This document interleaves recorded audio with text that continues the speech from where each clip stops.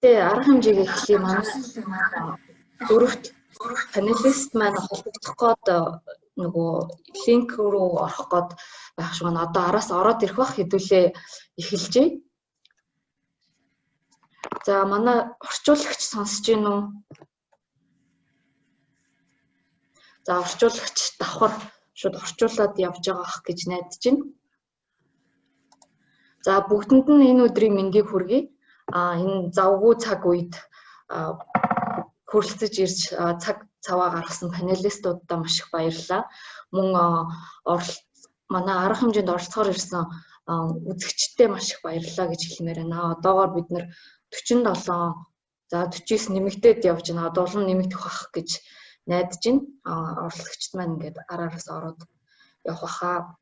За үндсэн арга хэмжээндээ орохоос өмнө арга хэмжээний заавар тохируулга бүгдэнд нь тайлбарлаж өгье. За арга хэмжээ маань нээлт болон хаалтын үгээс бусад бүх арга хэмжээ маань монгол хэлээр явагдах юм байна. Тэгэхээр монгол хэлтэй хүмүүс маань заавал хэлний тохиргоо хийх албагүй.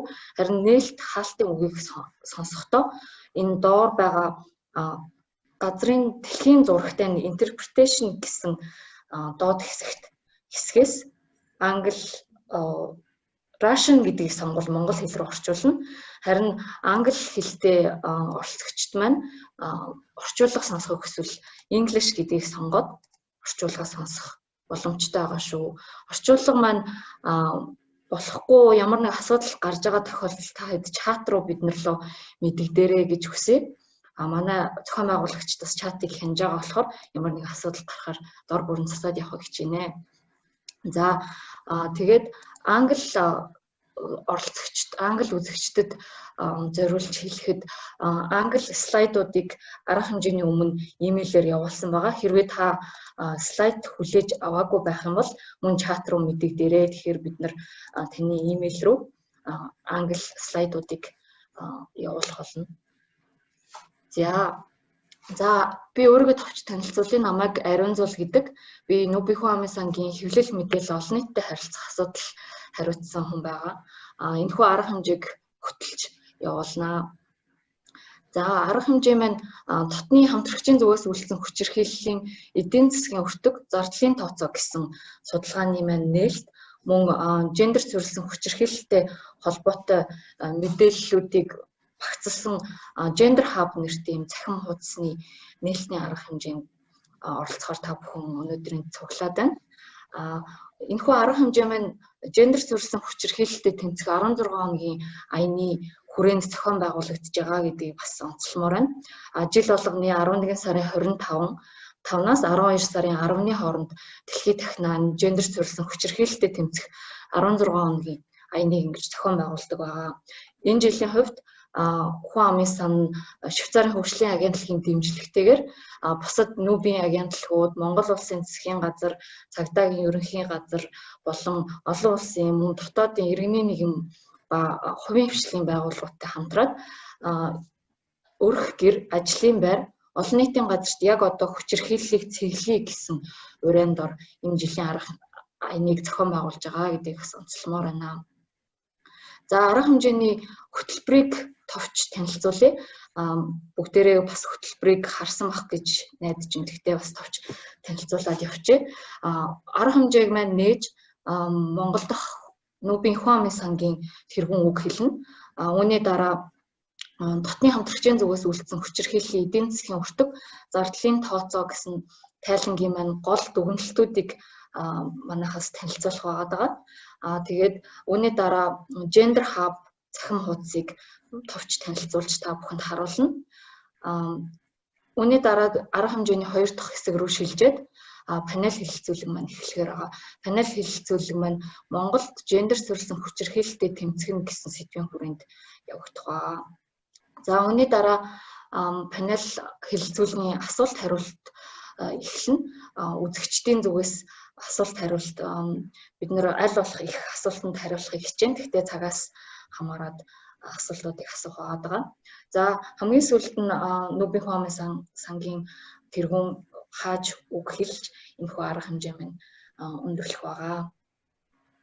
За одоо арга хэмжээг маань нээж үг хэлнэ үү хэмээн Монгол дахь нүүбийн хүн амын сангийн тэргүүн Кавари Ишикава таныг урьж байна. Good morning everyone. Өглөөний мэнд. Хүндэт сайд Ариун Заяа хөдөлмөр нийгмийн хамгаалгын сайд хатагта амар жаргал Рио Тинтогийн дэд захирал доктор Солонгоо Монгол Улсын их сургуулийн профессор хатагта инх чимэг сэтгэл судлаач хөөрхөн зөрхөд төрөөмс байгуулгын. За мөн энд оролцсон ирсэн хүний эрхийн төлөө тэмцэгчид, хамтран ажиллагсад, найз нөхөд та бүгдэд өнөөдрийн мэндийг хүргээд тэгээд мөн 16 хоногийн кампанит ажлын одоо мэдчилгээг дэвшүүлье. Өнөөдөр бид нар им онлайн хэлбэрээр судалгааныхаа одоо дүгнэлтүүдийг та бүгдэд танилцуулах гэж байгаа. Дотны хамтрагчдын зүгээс үйлдсэн хүчирхийллийн эдийн засгийн өртөг зардлын тооцоо гэсэн ийм судалгаа байгаа. Тэгээд энэ судалгааны ажлыг хийхэд Швейцарын хөгжлийн агентлаг бидэнд бас тусдаа дэмжлэг үзүүлсэнийг бас онцлон тэмдэглэмээр байна. Тэгээд бид бүгд бас энэ судалгаа хийхэд бол нэлээд одоо ажлыг түшүүдийнхаа хамтаар одоо хийж чадсандаас баяртай байгаа.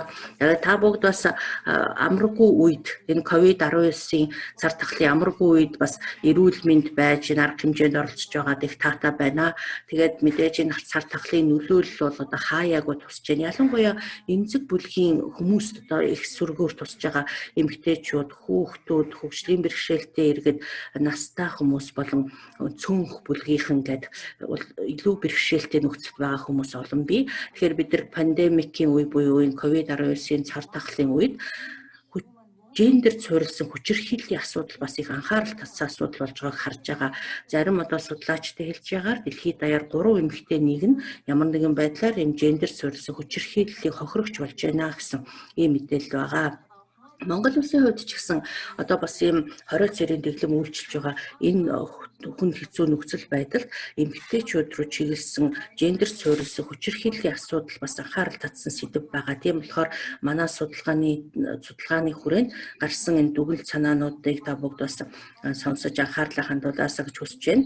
Ер нь судалгаачдын хэлж байгаагаар эмэгтэйчүүд одоо бүхий л насан туршдаа буюу одоо наад зах нь нэг удаа хоёр эмэгтэй нэг нь ямар нэгэн байдлаар тийм хүчирхийлэлд өртөж байсан гэсэн мэдээлэл байдаг. Тэгээд бүр жил бүр одоо хүчирхийллийг амсж байгаа эмэгтэйчүүдийн тоогл 3 эмэгтэй нэг нь гэх мэт бас ийм үзүүлэлтүүд байдаг.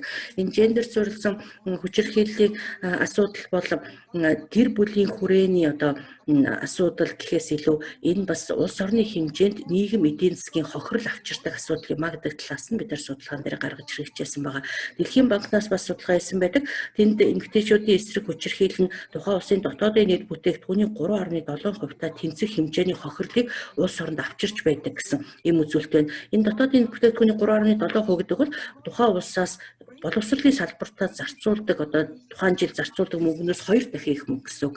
За тэгээд бид нар энэ гендер суурилсан хүчирхийлэлтэй тэмцэх асуудал дээр хүний эрхийн талаас нь бас одоо хандах ёстой. Энэ тал дээр олон одоо салбаруудыг хамарсан тийм механизм байж сайн түншилж ажиллах нь бол зайлшгүй чухал, ялангуяа төрийн бус байгууллагуудтай. Тэгээд бид бас нэгцгийн үйлчилгээнүүд мөн хамгаалах байруудыг одоо ажилуулах зэрэг ийм үйл ажиллагаанууд бол энэ бидний зорилтын одоо нэг хэсэг болоод явдаг. Тэгээд бид цаашдаа бид Монголын олон хүмүүс ийм одоо нийгмийн чанартай бэрхшээлтэй асуудал байдгийг мэддэг байх, үүний талаар одоо чөлөөтэй ярьдаг байх, шийдэхин төлөө идэвхтэй байдаг бол гэж бол хүсэж байгаа. Нэг ялангуяа одоо өндөр түвшний удирдлагуудын зүгээс энэ нийгэмдэх одоо хүчирхийллийг зогсоохын төлөө илүү хүчтэй дуугал гаргамаар байна. Өнөөдөр манай хурал дээр Ариун Заяа сайд оролцож байгаа. Энэ бас нэг талаас энэ тал дээр анхаарлаа хандуулж байгаагийн төр засгийн зүгээс бас энэ асуудлыг чухал гэж үзэж байгааг илэрэл болов гэж бол харж байна. За тэгээд бид нар дээр дурдсан дотны хамтрагчийн зүгээс үйлдсэн хүчирхийллийн эдийн засгийн өртөг гэдэг энэ судалгааг хийхдээ энэ Монгол улсад бол бид яг энэ сэдвээр бол анх удаага судалгаа хийж байна гэж бол ойлгож байгаа. Тэгэхээр энэ тал дээр илүү мэдээлэлтэй болсноор тэр мэдээллийг олон хүмүүс ашиглаасаа гэж хүсэж байна. Тэгээд энэ олон талаасаа ашиглаад энэ тал дээр бол тодорхой үйлдэлүүд, өөрчлөлтүүд гараасаа гэж хүсэж байгаа юм. Тэгээд бодиттой тийм шийдлүүд одоо бий болох юм бол энэ нь бол одоо нийгмийн бүх салбарт одоо хүчээ нэгтгэж хамтран ажиллах тийм бололцоо бол бүрдүүлж өгнө. Тэгэхээр бид нар өнөөдрийн хурал дээрээ бас олон салбар байгууллагуудыг бол оролцуулах хичээсэн. Төрийн байгууллагууд, төрийн бас байгууллагууд, хувийн хэвшил, эрдэмтэн судлаач тэгээд тэгэхээр та бүгд энэ тал дээр бас бусдтай нөлөөлөд өөрийнхөө салбартаа бас тодорхой үйлдэлүүдийг хийхэд бол санаануудыг гаргаж ирэх болов уу гэж бас найдаж байгаа. За тэгээд би өнөөдрийн вебинар хуралд амжилт хүсье. Тэгээд өнөөдрийн одоо хамт ажиллагаанд оролцож цаашдаа Монголын сайхан оронд хүчирхийллийг устгахын төлөө хамтран ажиллана гэж уриалъя. Баярлалаа. За Нобиху амын сангийн тэргүүн Каори танд баярлалаа. За одоо арга хэмжээ маань дараагийнхаа хэсэг рүү шилжиж байна. Дотны хамтрагчийн зүгээс үлдсэн хүчирхийллийн эдийн засгийн өртөг зардлын тооцоо судалгааны маань гол дүгнэлтүүдийг бид та бүхэнд хүргэхээр бэлдсэн байгаа. Тэгвэл дүгнэлтүүдийг танилцуулна уу хэмээн Нобиху амын сангийн гендерийн хөтөлбөрийн зохицуулагч Оюун таныг урьж байна. За баярлалаа Ари. За та бүхний бас энэ өдрийн амар амгаланг айлтгаж мэдчилж байна. Тэгэхээр дотны хамтрагчийн зүгээс үлдсэн хүчирхийллийн эдийн засгийн өртөг зардлын судалгааг бид энэ оны 3-4 сард энэ онд ихэр хийгээд 5 сард бол судалгааны үр дүн бол одоо бас мэргэжлийн түвшинд түгээх ажлыг бол хийсэн. За энэ удаад бол бид нар илүү олон нийтэд ялангуяа шийдвэр гаргагчдад бас одоо сэтгүүлчдад судлаачдад бас зориулсан түгээх энэ уулзалтыг бол хийж байна. За энэ судалгаа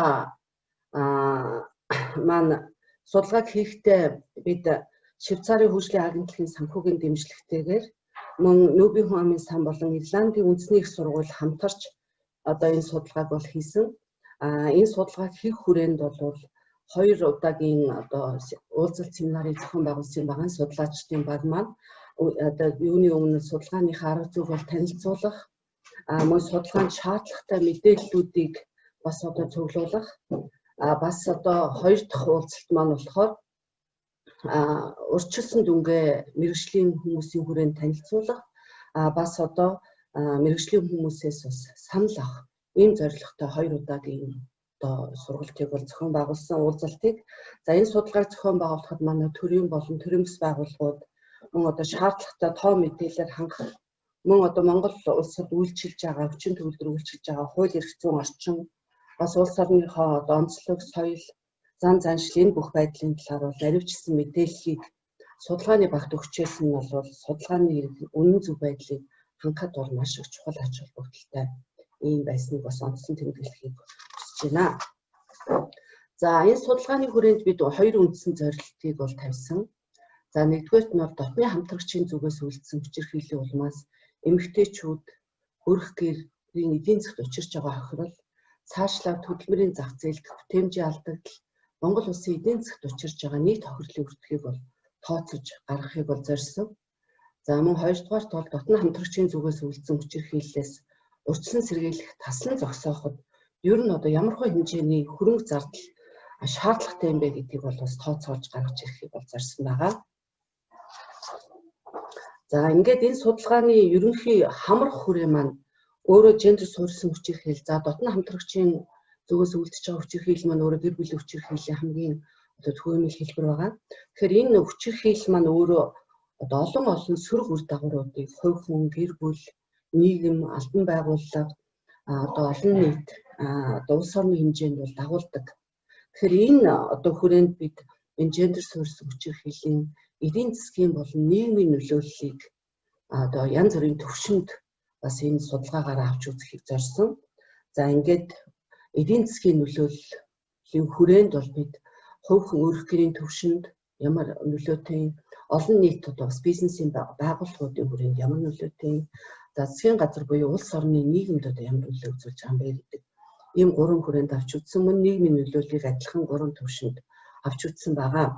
За хувь хүн өөрөх гэрийн төвшөнд одоо эдийн засгийн ямар нөлөөллүүд байна вэ гэхээр одоо хүчирхийлэлд өртсөний улмаас тэр одоо хувь хүн болон өөрөх гэр одоо өмнө олж ирсэн орлогоо бол алдж байна. Мөн ингэснээр хэрэглээ нь бол багасж байна. За хувь хүнээс одоо бусад янз бүрийн одоо чиглэлээр шууд гарах зардлууд бол нэмэгдэж байгаа. За хүүхэд болон гэр бүлийн гишүүдэд үзүүлэх нөлөөллүүд бол одоо сөрөг нөлөөллүүд ялангуяа их нэмэгдэж байгаа.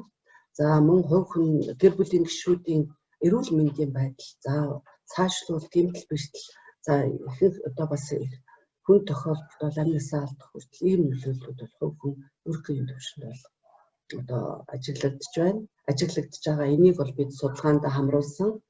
За олон нийт болон байгууллагын хүрээнд бол жишээлх юм бол үйлчилгээ, бизнесийн одоо ашигын алдагдал, мөн хөдөлмөрийн бүтээмжийн одоо алдагдал, бас ажлын байрны урьдчилан сэргийлэх хөтөлбөр зэрэг энэ үйл ажиллагаануудад бол бас тодорхой нөлөө үзүүлж байгаа. За засгийн газрын төвшөнд үйлчлэгөө үзүүлэх, мөн бэлэн мөнгийг тараах, урьдчилан сэргийлэх зардлууд бол бас нэмэгдэж байгаа. Одоо энэ шаардлага бол нэмэгдэж эхэлж байна. За нийгмийн нөлөөлөл нь болохоор бас 3 төвшөнд авч үзсэн. Хувь хүн өргөх гэр амьдралын чанар бол алдагддаг. Сэтгэл хөдлөл одоо хувь хүмүүсийн гэр бүлийн гишүүдийн хоорондох харилцаа, одоо амьд харилцаа, найрсаг харилцаа бол багасж эхэлж байгаа. За мөн олон нийт бизнесийн хүрээнд олон нийтийн үйл ажиллагаанд оролцоо бол багасж эхэлдэг. Мөн итгэл бол алдагдж эхэлж байгаа. Ирээдүйдээ итгэх, нэг нэгэндээ итгэл алдагдж байгаа. За мөн одоо гэр бүлийн олон нийтийн нөгөө одоо нэгдмэл байдал, бие биенээ гэсэн сэтгэл бол алдагдж байгаа. За засгийн газрын хүрээнд эмэгтэйчүүдийн улс төрийн оролцоо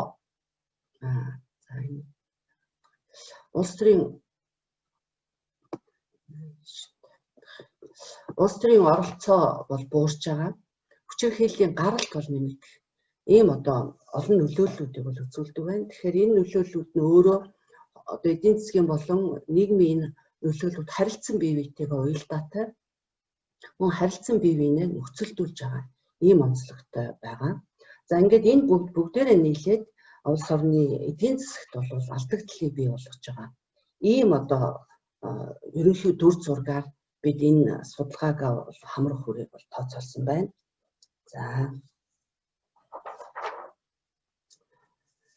За гендер сүрсэн хүчирхийлэл болон энэ судалгаанд хамрах хүрээнд одоо дээр тогтоосон энэ хамрах хүрээг бол үндэслээд энэ судалгаанд бол 2017 онд хийсэн гендер сүрсэн хүчирхийллийн үндэсний хэмжээний том судалгаа байгаа. Манай үндэсний статистикийн хороо Аз номхон далайн одоо Нүбийн хүн амын сангийн одоо мэрэгчлэлтнүүдийн дэмжлэгтэй хийсэн судалгаа.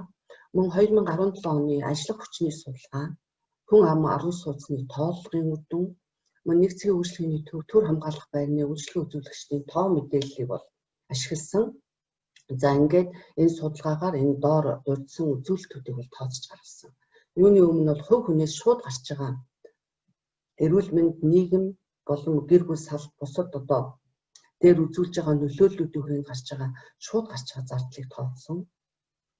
За бас өрхийн хөлсгөө хөдөлмөр хэвчлийн эмэгтэйчүүд энд бол одоо тэргүүлэх оройтоо оролцдог.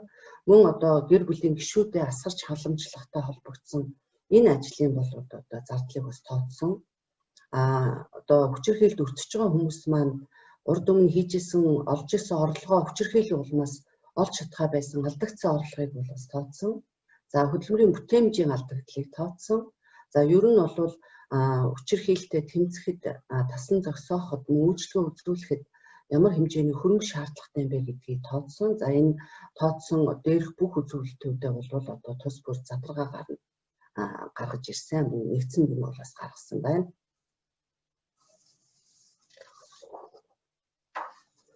За ингээд одоо үндсэн үр дүнгээ бол танилцуулъя. За энэ дэлгэцэн дээр гарч байгаа тоо бол 2017 оны түрүү миний дурдсан гендер суурьсан хүчирхийллийн үндэсний хэмжээний судалгааны үр дүн бол ашигласан байгаа. За тэгэхээр хөдөлмөр эрхэлж байгаа эмэгтэйчүүдийн 36.1% нь бол сүүлийн 12 сард гэр бүлийн хүчирхийлэлд өртсөн гэж одоо судалгаанд оролцогчид бол мэдээлсэн байна. Мөн хөдөлмөр эрхэлж байгаа эмэгтэйчүүдийн 13.2% сүүлийн 12 сарын хугацаанд бие махбодын болон бэлгийн хүчирхийлэлд өртсөн гэж бас мэдээлсэн. Тэгэхээр за энэ хоёр тоо маань бол манай энэ судалгааны одоо судалгаанд ашигласан үндсэн одоо зүйлт байж байгаа. За ингээд судалгааныхаа үндсэн үр дүн рүү оръё. Тусламж эрэлхийлсэн хүчирхийллийн хохирогчдоос гарч байгаа зардлуудыг би түрүүн хохирогчоос шууд гарч байгаа зардлуудыг тооцсон гэж хэлсэн. Тэгэхээр за энэ хүрээнд бид нар эрүүл мэндийн зардал, нийгмийн үйлчлэгээний зардал, мөн хууль эрх зүй болон гэр бүл салалттай холбоотой зардлуудыг тооцож гаргасан байна.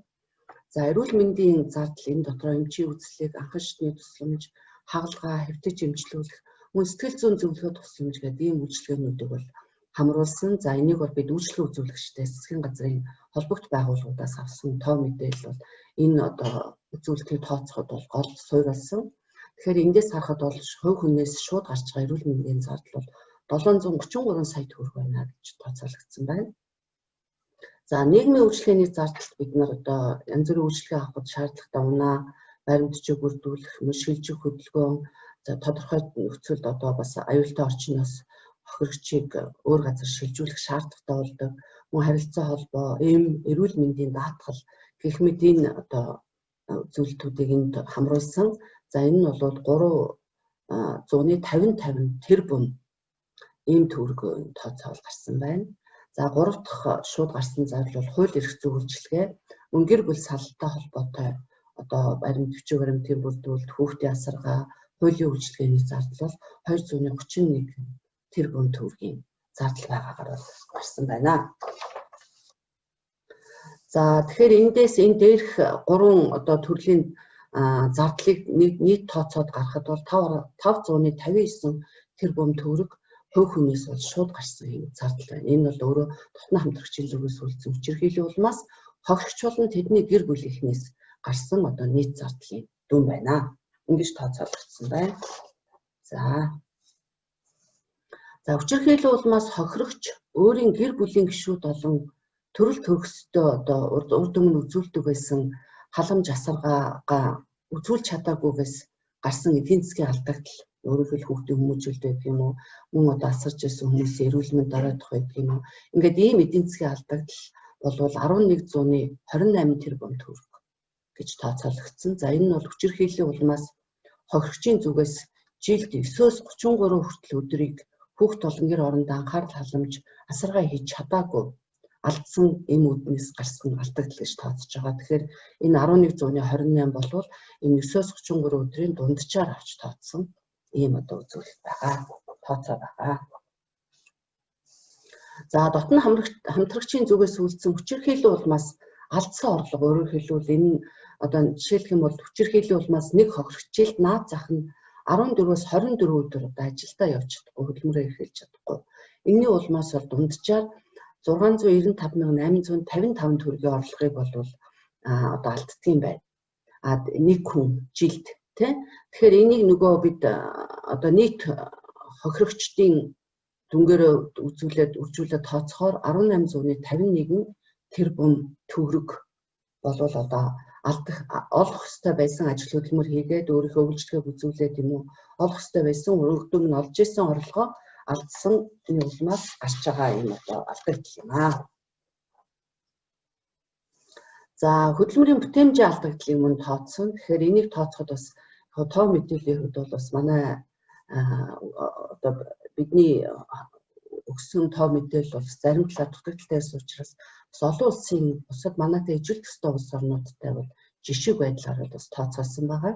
Тэгэхээр манайтай ижил төстэй улс орнуудад дотны хамтрагчийн зүгээс үлдсэн хүчирхийллийн улмаас хохирогч биш бус эмэгтэйтэй харьцуулах юм бол ажлаа тассан болон хөдөлмөр эрхлэхэд нөлөөлж байгаа бие махбод болон сэтгэл зүйн завирын улмаас 35% бага цалинг одоо хүчирхийлэлд өртөөгүй эмэгтэйчүүдтэй харьцуулах юм бол авдаг гэсэн ийм судалгааны дүн манайтай ижил төстэй улс орнуудад байдгийн байна. Тэгэхээр энэ нь бол хүчирхийллийн улмаас эдийн засагт учирч байгаа үл үзэгддэг буюу үл харагддаг тийм бүтээмжийн алдагдлыг бол харуулдаг.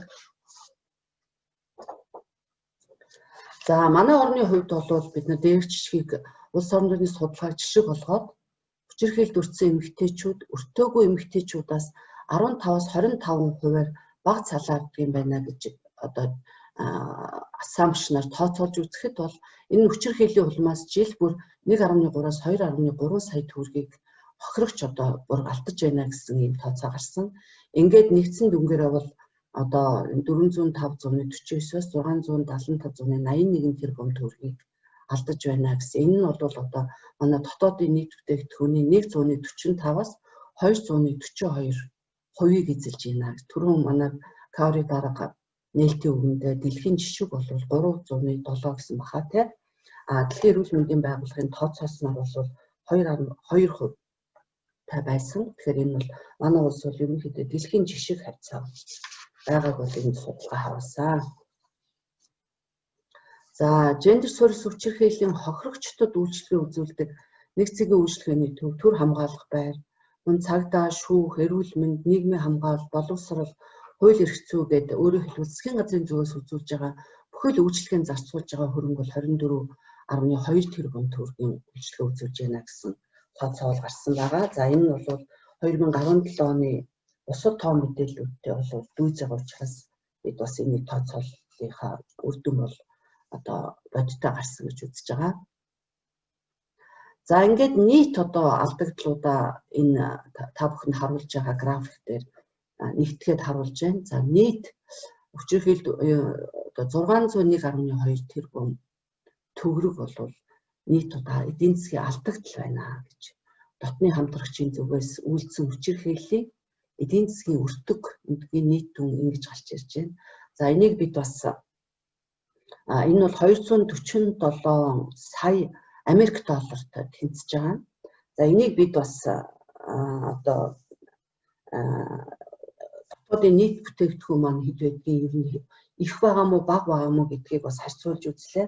Тэгэхээр дотоодын нийт бүтээгдэхүүнд бол 2017 онд 11.4 тэрбум $. Байсан юм байна. Тэгэхээр энэ нь бол нийт өртөг нь дотоодын нийт бүтээгдэхүүний 216%-ийг одоо эзэлж байна. Тэгэхээр энэ бол бас харьцангуй өндөр. Түрүү манай дарга хэлсэн боловсролын системд хуваарлтын хөрөнгөтэй бол ер нь түүж очиж байна гэх. Тэгэхээр бид одоо ийм их алдагдлыг бол зөвхөн дотны хамтрагчийн зүгээс үйлдсэн хүчирхийллийн улмаас бол одоо улс орны эдийн засаг алдж байна гэж гарч ийн. За, энэ дотор би түрүүчийн одоо энэ доорх үзүүлэлтүүд нь бол доорх тоонууд нь бол түрүүн юу байсан нэгтгээд харуулчихсан байж байгаа. За, энэ 577 тэрбум төгрөг гэдэг бол хүчирхийлэлд өртсөн тохиолдолд гарах үрдэг. Өөрөөр хэлбэл энэ тооцоолыг бид нар ямарваа нэгэн одоо арга хэмжээ аваагүй энэ акшн гэдэг. Ямар ч арга хэмжээ аваагүй тохиолдолд өөрөөр хэлбэл хүчирхийлэлд хүмүүс өртөөл байна, тийм ээ. Тийм тохиолдолд гарах үрдэг бол 577 тэрбум төгрөг. Тэгэхээр энэ бол нийт үйлчлэгээн зарцуулж байгаа буюу акшн 24.2 тэрбум төгрөг. Тэгээ энэ хоёрыг харьцуулаад үзэхээр нөгөө ямар ч акшн аваагүй нөхцөлд хүчирхийлэлд өртөхөд өртсөний улмаас гарч байгаа алдагдал маань энэ үйлчлэгээн зарцуулж байгаа нийт өртгөөс 24 дахин их байж байна. Тэгэхээр бид бол эндээс бас их том дүгнэлтийг хийх боломжтой байна. За, доорх юм гэдэг бол түрүүн миний хэлсэн юмуд өөрөө энэ ямар нэгэн акшн аваагүй үйл ажиллагаа явуулаагүй, урьдчилан сэргийлэх үйл ажиллагаа мөн таслан зогсоох үйл ажиллагаа явуулаагүй нөхцөлд ийм одоо хэмжээний алдагдал гараад энэ нь үйлчлэгээ өнөөдөр үзүүлж байгаа үйлчлэгээний өртгөөс 24 дахин их байна гэсэн юм одоо зүйлээ. Тэгэхээр эндээс бол яг хөө бид одоо бас ийм дүгнэлтийг хийж одоо үйлчлэгээн зарцуулж байгаа энэ зардлыг 75%-аар 24.2 тэрбумыг 70% өсгөхөд л хүчирхийлэлд өртсөн тохиолдолд гарах зардал бол 7.3%-аар буурах юм байна. Тэгэхээр бид одоо ядаж энэ одоо 24.2 тэрбумыг бол нэмэгдүүлээд энэ үйлчлэгээнд хамрагдах үйлчлэгээний хамрах хүрээг бол нэмэгдүүлэх шаардлага ямар их байгааг бол эндээс харж болж байна.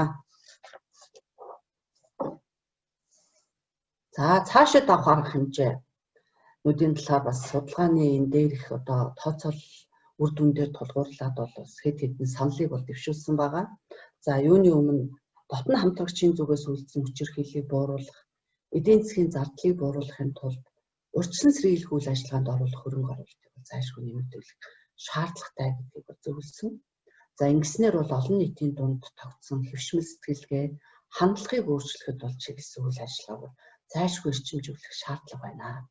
Яагаад гэвэл энэ гендерийн тэгш байдал, гендер суурьсан хүчирхийллийн суурь шалтгаан талаарх ойлголтууд бол бас буруу зүрх ойлголт байх, мөн хэвшмэл одоо буруу хандлага олон нийтийн дунд бол бас хүчтэй түгээмэл оршсоор байгааг бид бол бас өдөртмийнхөө үйл ажиллагаанд харж байгаа. За, хоёрдугаарт нь гендер суурьсан хүчирхийлэл, гэр бүлийн хүчирхийллээс урьдчилан сэргийлэхэд олон нийтийн болон хувь хүмүүсийн оролцоог нэмэгдүүлэх. Хүчирхийллээс урьдчилан сэргийлэх амьдралын арга ухаанд сургах ажлыг бага наснаас нь эхлэн бүх нийтийн хөдөлгөөн болгоё. Тэгэхээр өнөөдөр бол бас 2017 онд гэр бүлийн хүчирхийлэлтэд тэмцэх тухай хууль батлагдаад энэ хууль батлагдсанаас хойш одоо энийг хэрэгжүүлэхтэй холбоотой 35 журам батлагдаад ингээд манай төрийн байгууллагууд бол бас одоо энэ хуулийг хэрэгжүүлэх ажилд бол нэлээд ханцуу шавлаг идэвхтэй оролцоод бүхий л чиглэлээр бол одоо бас тодорхой акцууд бол гарч байна. Хүчирхийлэл үйлдэгчтэй хариуцлага тоодох ажилд бол ахиц гарсан. Мөн одоо хохирогчдод үйлчлэгээний тогтолцоо бол бий боллоо. Мөн хүчирхийлэлтэд тэмцэх ажилд салбар хоорондын хамтын ажиллагааг бэхжүүлэх механизм бол бий болоод нэлээд одоо үр дүнтэй ажиллаж байгаа. Тэгэхээр одоо хувь хүмүүс бас одоо энэ ажилд оролцох хэрэгтэй байна. Тэдний оролцоо идэвхтэй байх хэрэгтэй байна. Зөвхөн одоо төр засгаас шаардаад, бэлэн зүйлийг шаардаад суух биш. Хувь хүмүүс өөрсдөө гэр бүлээ өөрийгөө хүчирхийллээс хэрхэн хамгаалахын, түүнийг хамгаалахын тулд ямар одоо ур чадварууд, амьдралын ухаануудыг эзэмшсэн байх ёстой юм. Ямар арга замууд байна. Мөн бусд одоо хин нэгэн хүчирхийлэлд өртөж байгааг харах юм бол тэр хүн одоо шаардлагатай арга хэмжээг авч мэдээлж тэр хүчирхийллийг таслан зогсооход хувь нэмрээ оруулах юм шаардлага байгааг бол бас энэ судалгааны үр дүнд болж судлаачид маань зөвлөсөн байна. За хууль зөрчигчдөд хариуцлага тооцох, хохирогчдыг хамгаалах үйл ажиллагааг үр дүнтэй хэрэгжүүлэхийн тулд эрүүл мэнд, нийгмийн хамгаалал, хууль сахиулах болон шүүхийн салбарын санхүүжилтийг ер нь бол нэмэгдүүлэх шаардлагатай гэж үзсэн. За энэ хүрээндээ бол бас дотны хамтрагчийн зүгээс үйлдсэн хүчирхийллийн хохирогчийг нөхөн сэргээх үйлчилгээнд хамруулах, амьдралаа эргэн босгоход нь дэмжлэг үзүүлэх тогтолцоог бий болгох шаардлагатай. Улмаар байгууллага бүр ажиллах ёстой хүчирхийллээс урьдчилан сэргийлэх болон хүчирхийлэлд өртсөн тохиолдолд шаардлагатай дэмжлэг тусламж үзүүлэх, бодлоготой болж хэрэгжүүлэх ийм шаардлага бол байна. Тэгэхээр энэ бол бүх нийтийн хөдөлгөөн байх ёстой юм. Гендер суурилсан хүчирхийлэлтэд тэмцэх гэдэг бол бүх нийтийн хөдөлгөөн. Төр засгийн байгууллага, төрийн бус байгууллага, хувийн хвшлийн байгууллагууд, хувь хүн, гэр бүл одоо бүх хамт олонны ийм ажил байх ёстой гэдгийг бас судлаачид маань санал болгосон байна. За гендер суурилсан хүчирхийлэл түүний дотор гэр бүлийн хүчирхийлэлтэд тэмцэх, урьдчилан сэргийлэх, хохирогч хамгааллын үйлчилгээнд улсын орон нутгийн байгууллагын жилийн төсвийн тодорхой хувийг төлөвлөн зарцуулдаг ийм тогтолцоог бий болгоно. Өөрөөр хэлбэл гарч байгаа алдагдал маань эдийн засгт учруулж байгаа алдагдал маань нэг дотоодын нийт бүтээгдэхүүний 216% эзэлсэн байж хаад бид одоо байгууллага болон улсын орон нутгийн төсвийн ядаж 1% зарцуулъя л да энд. Тэгэхээр одоо бас энд бол бас тодорхой ахиц гарах боломж байна гэж үзэж байгаа. За эцэст нь гендер суурилсан хүчирхийлэл, ядуурл, эдийн засгийн өсөлтийн харилцан уялдаа холбоог сайтар ойлгосноо 2030 он хүртэл хугацаанд хэрэгжүүлэх тогтвортой хөгжлийн зорилтод хүрэхэд чухал нөлөөтэй гендерийн тэгш байдлыг хангах мөн гендерт суурилсан хүчирхийлэлтэд тэмцэх үйл ажиллагааг бүх нийтэд хөдөлгөөн болгох. Тэгэхээр энэ гендер суурилсан хүчирхийлэл гэдэг зөвхөн хувь хүмүүс, зөвхөн нэг архиудаг асуудалтай гэр бүлийн асуудал биш.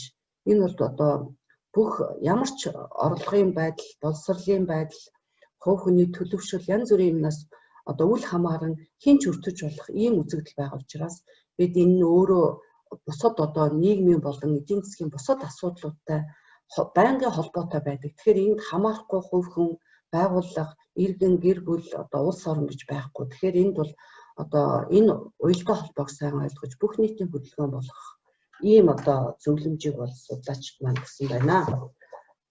За ингээд дотн хамтрагчийн зүгээс үйлдсэн хүчирхийллийн эдийн засгийн өртгийг тооцох судалгааны одоо үндсэн үр дүнд товч танилцуулахад юм байна. Ингээ та бүхнийг анхаарал тавьсанд бол баярлалаа. За одоо энэ гендер суурилсан хүчирхийлэл тэр дундаа гэр бүлийн хүчирхийллээс болж ямар их эдийн засгийн хор хохирол гарч байгааг харуулсан энэ маш чухал судалгааны үр дүнг танилцуулсан гендерийн хөтөлбөрийн зохицуулагч Оюун танд баярлалаа. Одоо энэхүү судалгааны маань их бүрийн ихээр англи болон монгол хэл дээр энэхүү арга хэмжээнд та бүртгүүлэхэд оруулсан тэр имэйл хаягрууч нь бид нар явуулах байгаа.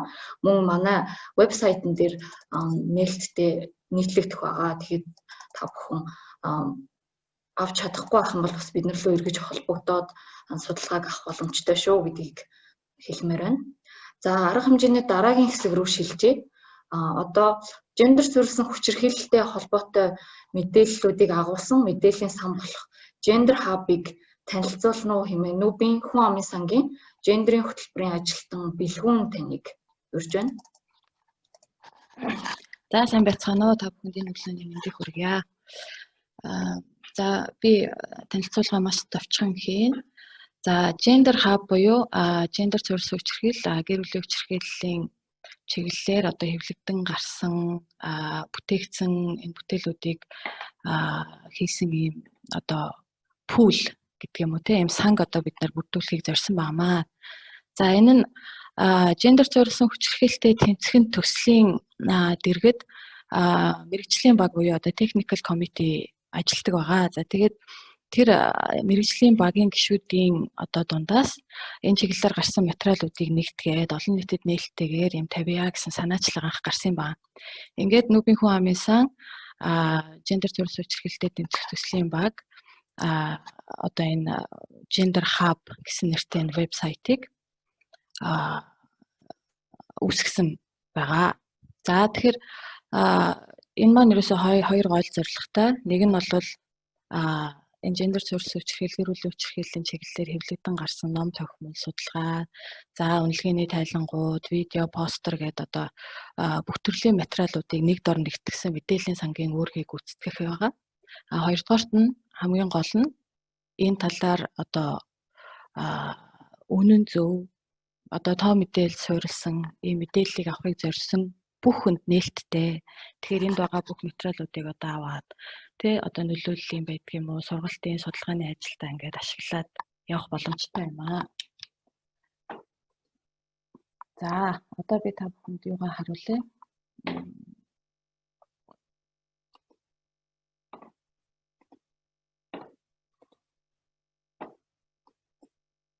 За вебсайт маань бол ерөнхийдөө Gender Hub email гэдээ орох юм. Тэгээ бид нар энийг маш энгийнээр хийхийг одоо зорьсон. Энэ дотроо ингээд ийм 6 дэд бүлэгтэй. За хууль эрх зүйн орчин, судалгаа тоо мэдээлэл, урьдчилан сэргийлэх, чадвар бэхжүүлэх, салбар хоорондын хамтын ажиллагаа, хохирогч хамгаалал мөн бусад гэсэн. За мөн одоо энэ оны одоо үүсэт байгаа нөхцөл байдлын цар тахалтай энэтэй холбоотойгоор бид нар COVID-19 гэсэн бас буланг нээсэн байгаа. Энийг саяхан нэмж оруулсан. За энд бол яг энэ COVID-19-ийн чиглэлээр гарсан одоо материалууд, пострууд, доошоо явах бол ингээ видеонууд. Энэ бол 2020 оны 3 сард хамтрагч хэрэгжүүлэгч байгууллагатай хамтран хийсэн аяны бүтээлүүд байж байгаа. За тэгээ мэдээллийн санал руугаа орох юм бол одоо ингээд өнөөдрийн яригдж байгаа судалгаа нөгөө 17 оны судалгаа гэх мэтчлэн яг одоо өнөөдрийн байдлаар л энэ гендер суурилсан хүчирхийлэлтэй тэмцэхэн төслийн өнгөрсөн 4 жил хийсэн бүх бүтээлүүдийг энд багтаасан байгаа. За энэ сан маань цаашдаа баяжигдаад явна.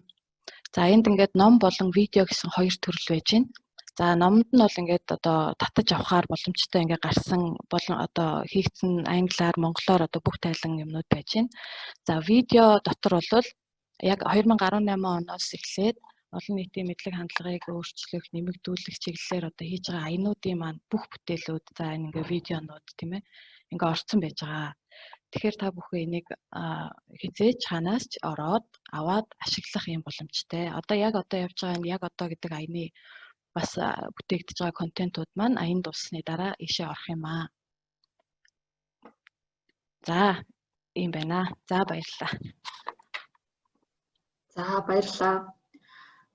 Gender Hub email гэсэн веб хуудас байгаа шүү. Та хэд тэмдэглээд аваарай. За үйл ажиллагааны маань хоёр дахь хэсэг буюу Монголд гендер суурилсан хүчирхийлэлтэй тэмцэх сэдвээр явагдах панел хэлэлцүүлэг маань одоо ингээд эхлэх гэж байна. За панел хэлэлцүүлгийн маань 4 гол панелист байгаа. Панелистуудаа товч танилцуулъя. За эхний панелист маань Монгол Улсын засгийн газраас төлөөлж энэ арга хэмжээнд маань оролцож байгаа хөдөлмөр нийгмийн хамгааллын сайд Ариун Заяа хүрэлцэн ирсэн байна. Ариун Заяа сайд нь нийгэм судлал, түүх, улс төрийн шинжлэх ухааны болон бизнесийн удирдлагын магистрийн зэрэг хамгаалж ирсэн. Тэгээд 2017 онд Монгол Улсын хэмжээнд хийгдсэн хамгийн анхны гендерт суурилсан хүчирхийллийн судалгаа явагдаж ах үед үндэсний статистикийн хороог тэргүүлж ажиллаж исэн байгаа. 2016 оноос 2020 оны хооронд Монгол Улсын үндэсний статистикийн хорооны дараагаар ажиллаж исэн. Харин энэ оны 7 сард хөдөлмөр нийгмийн хамгааллын сайдаар томилогдсон ажиллаж байна. За дараагийн маань панелист бол иргэний нийгмээс төлөөлж Хөөрхөн зүрх төрийн бас байгууллагын үүсгэн байгуулагчдын нэг сэтгэл зүйч Инх Чимэг хүрэлцэн ирсэн байна. Инх Чимэг сэтгэл зүйч маань нийгмийн болон гендерийн эрхтэгч байдлыг хангах чиглэлээр олон жил ажиллаж исэн туршлагатай. Мөн сэтгэл зүйн болон сэтгэл зүйн нөхөн сэргийх эмчилгээгээр мэргэшсэн юм сэтгэл зүйч байна. Хөөрхөн зүрх төрийн бас байгууллага нь хүүхдийн эсрэг бэлгийн хүчирхийллийг таслан зогсоох чиглэлээр нөлөөллийн болон урьдчилсан сэргийлэх маш олон ажлуудыг хийдэг. Мөн нийгэм сэтгэл зүйн нөхөн сэргийх үйлчилгээ үзүүлэх чиглэлээр мэргэшсэн ийм төрийн бас байгууллага байгаа. За дараагийн маань панелист эрдэмтэн судлаачдын талыг төлөөлөн Монгол Улсын их сургуулийн профессор А Солонгоо хүрэлцэн ирсэн байна. А Солонгоо профессор маань эдийн засгийн ухааны доктор, хүн ам зүйч, статистикч мэргэжилтэй. Монголын хүн ам зүй, хүний хөгжил, гендерийн эрхтэгч байдал, эрүүл мэнд, нөхөн өрчгөн эрүүл мэнд, боловсрол, хөдөлмөр эрхлэлт, ядуурл зэрэг маш олон юм нийгмийн асуудлаар гүнзгийрүүлсэн болон суурь судалгаа үнэлгээ хийж исэн юм туршлагатай судлаач байна. 1994 оноос хойш Монгол Улсын их сургуульд багшилж байна. За хамгийн сүүлийн панелист маань хувийн хвшлийг төлөөлөөд Rio Tinto-гийн Монгол дахь үйл ажиллагаа хариуцсан дэд захирал Хэ Амар Жаргал хүрэлцэн ирсэн байна. Байгалийн нөөцийн бодлого, менежментийн чиглэлээр мэргэшиж, хуулийн магистрийн зэрэг хамгаалж исэн панелист Амар Жаргал маань стратеги, арилжаа, гадаад харилцаа, бодлого зэрэг чиглэлээр ажиллаж исэн юм туршлагатай байгаа. Мөн Лондон хотод Rio Tinto-гийн зэс Очир эрдэнэ группийн ажлын албаны дараагаар ажиллаж исэн. Харин 2019 оны 4 сараас эхлээд Rio Tinto-гийн Монгол дахь үйл ажиллагаа хариуцсан юм дэд захирлаар ажиллаж байгаа хүн байна. За энэхүү панел хэлэлцүүлгийг маань хөтөлж модерац хийн үү хэмээн Нүбийн хүн амын хөгжил сангийн гендерийн хөтөлбөрийн зохицуулагч Оюун Таныг иргэн урьж байна. Панел хэлэлцүүлэгтэй холбоотой нэг зүйл үзэгчдэд хэлэхэд бид нар бэлдсэн асуулт панел хэлэлцүүлгээ өрнүүлж дууссаны дараа хэрэг цаг хугацаа үлдснээс хамаарат үзэгчдээс ирсэн асуултуудаас сонгож жоод асуух байгаа шүү. За баярлалаа. За баярлалаа Ари. Тэгэхээр бас одоо энэ удаагийн хэлэлцүүлэгт цаг зав гарган бас бидэнтэй энэ гендер суурилсан хүчирхийлэх чиглэлээр хамтран ажилладаг одоо бидний андууд хүрэлцэн ирсэнд маш их таатай байна. Бас баярлалаа. За тэгэхээр юуны өмнө би бүх оролцогчдод нэг ганц асуултыг тавьмаар байна. Та бүхэн бас тавж хариулах байх. Сая гендер суурилсан хүчирхийлэл буюу дотн харилцагчийн зүгээс үйлдсэн хүчирхийллийн эдийн засгийн өртгийн судалгааны дүнг товч танилцууллаа. Тэгэхээр энэ одоо дүнг сонсоод та нарт ямар сэтгэл төрж байна? Мөн одоо бас энэ судалгааны энэ тоо мэдээлэлээс үндэслээд таны ажиллаж байгаа салбар юу илүү анхаарах ёстой гэж та бодож байна вэ? За би Ариун Заяа сайдаас эхлэмээр байна. За Ариун Заяа сайд бол үндэсний статистикийн хорооны дарга байх үеэс бидэнтэй гендер суурилсан хүчирхийллийн үндэсний хэмжээний судалгааг одоо удирдан зохион байгуулсан энэ үеэс эхэлж бидэнтэй хамтарч ажилласан. За гендер суурилсан хүчирхийлэлтэй тэмцэх одоо засгийн газрын хувьд чемпион маань гэж хэлж болох энэ хүн байгаа. Тэгээд таны одоо асуултанд хариултыг сонсъё.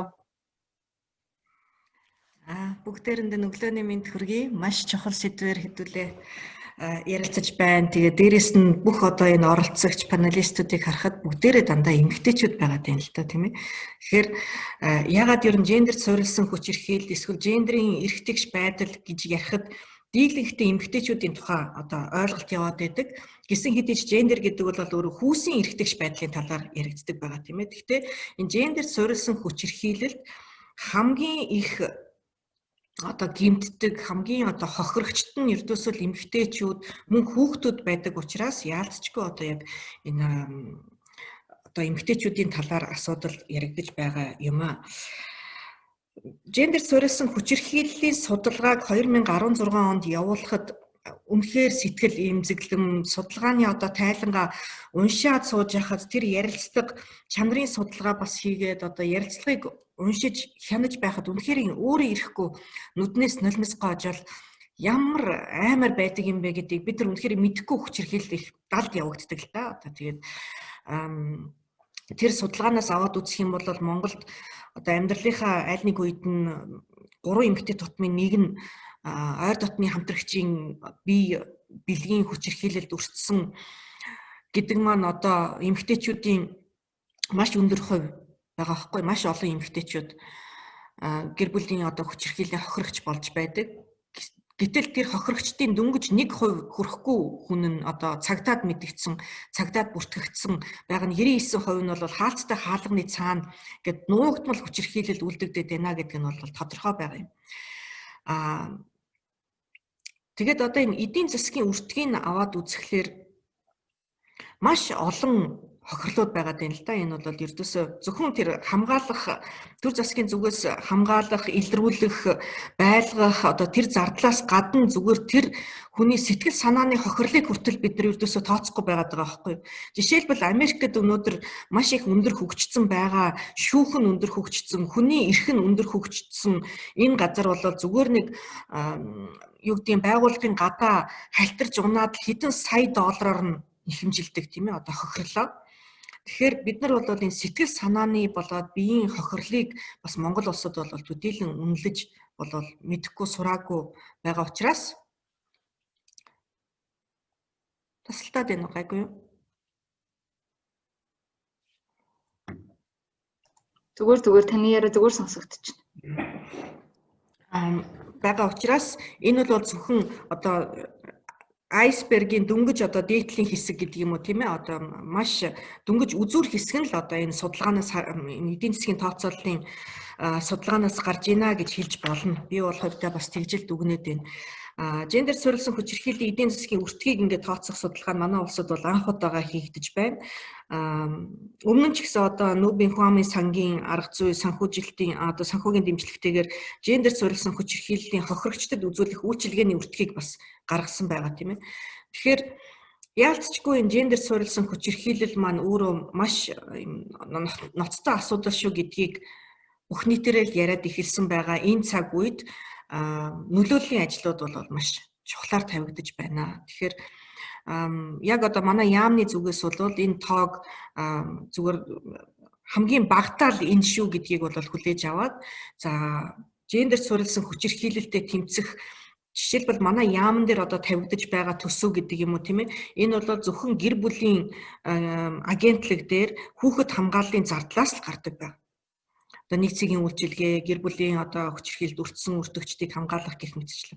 Гэтэл энэ бол ердөөсөө гэр бүлийн тусгайлаад одоо бас том төсөв тавигдах ёстой. Бид энэ асуудлыг илүү чухлаар одоо авч үзэх ёстой. Зөвхөн хамгаалах биш, харин урьдчилан сэргийлэх дээр бол яалтчгүй илүү их ажлуудыг засгийн газрын зүгээс одоо хийж хэрэгжүүлэх ёстой. Энэ дотор бол одоо юу гэдгийг зөвхөн эргээд хамгаалах биш харин урьдчилан сэргийлэх, соён гээгэрүүлэх энэ хэвшмэл ойлголтыг эвдэхэд бол бүх нийтийн л оролцоо төр засаг гэлтгүй иргэдийн ч ихсэн оролцоо их чухал юм а гэдгийг дахин онцлож хэлэхээр байна.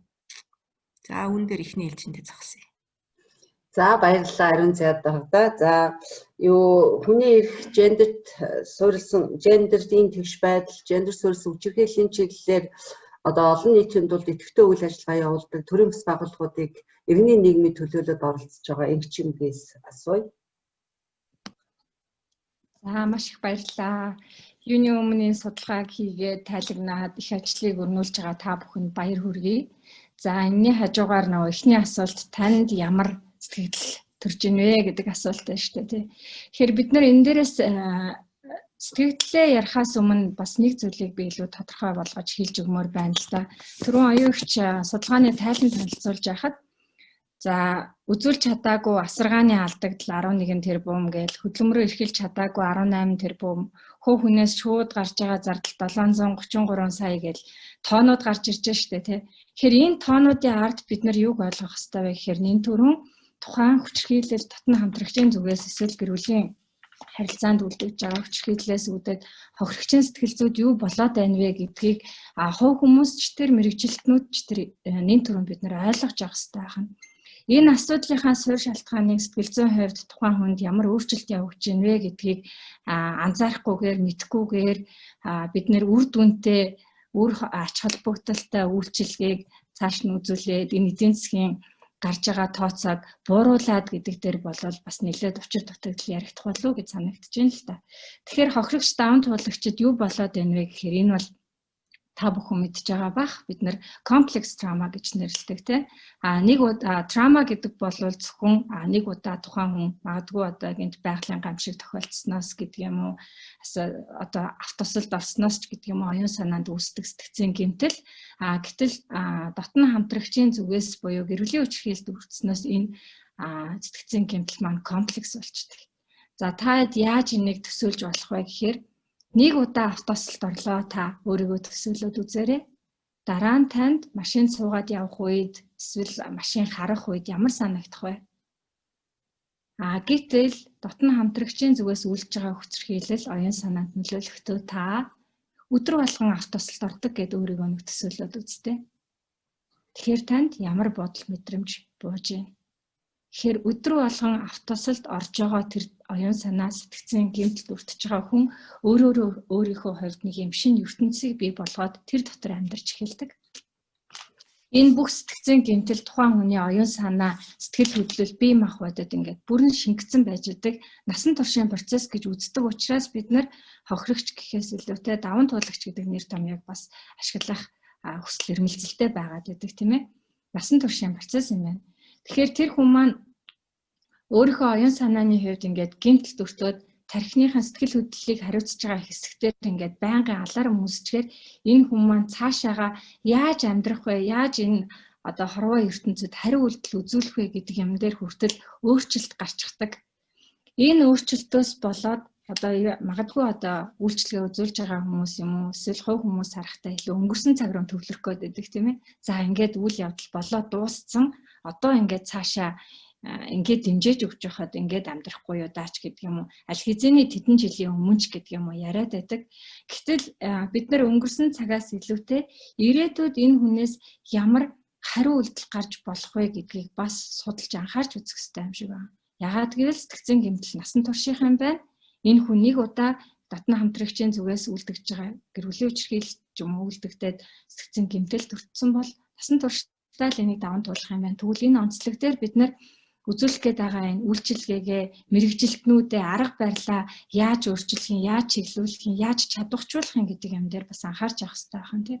За тэгээд энэ сэтгцийн гэмтэл бие махбодод насан туршдаа хадгалагддаг юм а гэдгийг нотолж болох тоо жишээлбэл энэ судалгаанаас би юугаар анзаарч ирнэ гэхээр судалгаанд бие махбодын хүчирхийлэлд өртсөн хохирогчдын 42.8% нь биеийн байдал муу, маш муу гэж хариулсан гэж байна.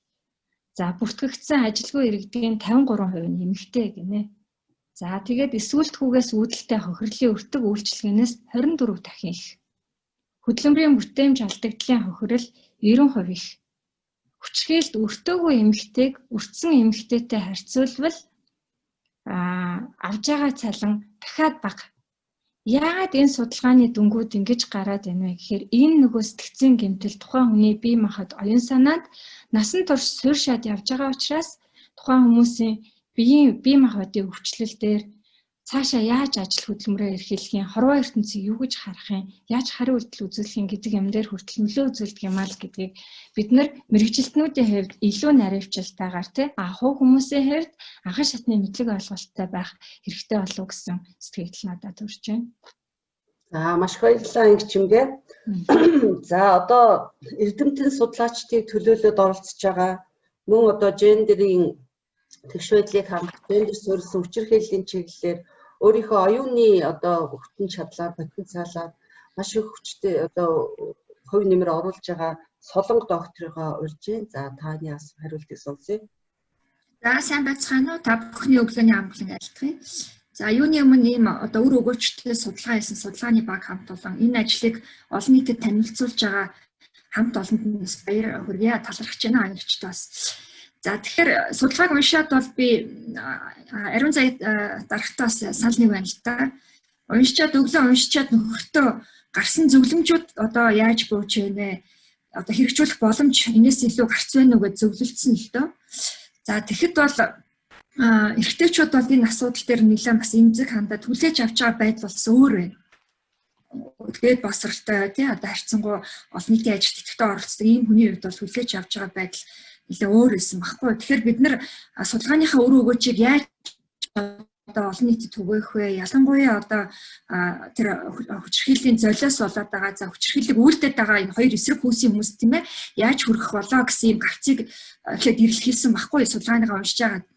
За тэгээ ер нь бол энэ гендерт суурилсан хүчирхийллийн учир шалтгааныг бид нар нийгэм эдийн засгийн ялангуяа одоо өнөөдрийн ядуурлын түвшин буурахгүй байгаа ажил гүйдэл архитектуртай одоо илүү нөлөөтэй тэндээс одоо үүдэлтэй гэж бол илүү тайлбарладаг ийм өрөөсгөл хандлага бол нэлээд нийтлэг байхад энд бол хариу юм залруулга болж байгаа юм тайлан болж байна гэж харж байна.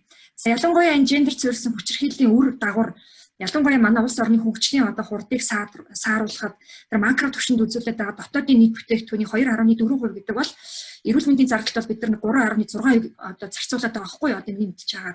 Гэтэл тэр 2.4 гэдэг чинь бас нэлээд том 3-аар тогтсон ийм том одоо зардлыг ингээ харахаар зэрэг манай одоо ялангуяа улс орны хөгжилд нийт бүтээгдсэн баялагт маань бол ямар их давхар дарамтыг одоо учруулж байна гэдэг энэ дүн шинжилгээг харуулж чадсан энэ тоог одоо тийм ээ үзэгдлийг тоогоор илэрхийлэх гэж оролцсон маш том одоо юм судалгаа болсон байна гэж судлаачийн зүгээс бол үнэлж байна. За баярлалаа Солонго доктортой. За энэ удаад бид бас их манай одоо үйл ажиллагаанд байнга оролцдог нөгөө одоо уламжлалт партнеруудаас гадна одоо бас хувийн хвшлийг төлөөсөн Red Hinto компанийн одоо захирал дэд захирал амар жаргал маань оролцож байгаа. Амар жаргал дарга. Тэгэхээр энэ бол бидний хувьд бол бас их том одоо олц юм уу баяртай үйл явдал болж байгаа. Тэгэхээр Red Hinto компанийг одоо бас тэргүүлж байгаа удирдах ажилтны хувьд та энэ судалгааны үр дүнг ямар байдлаар харж байна?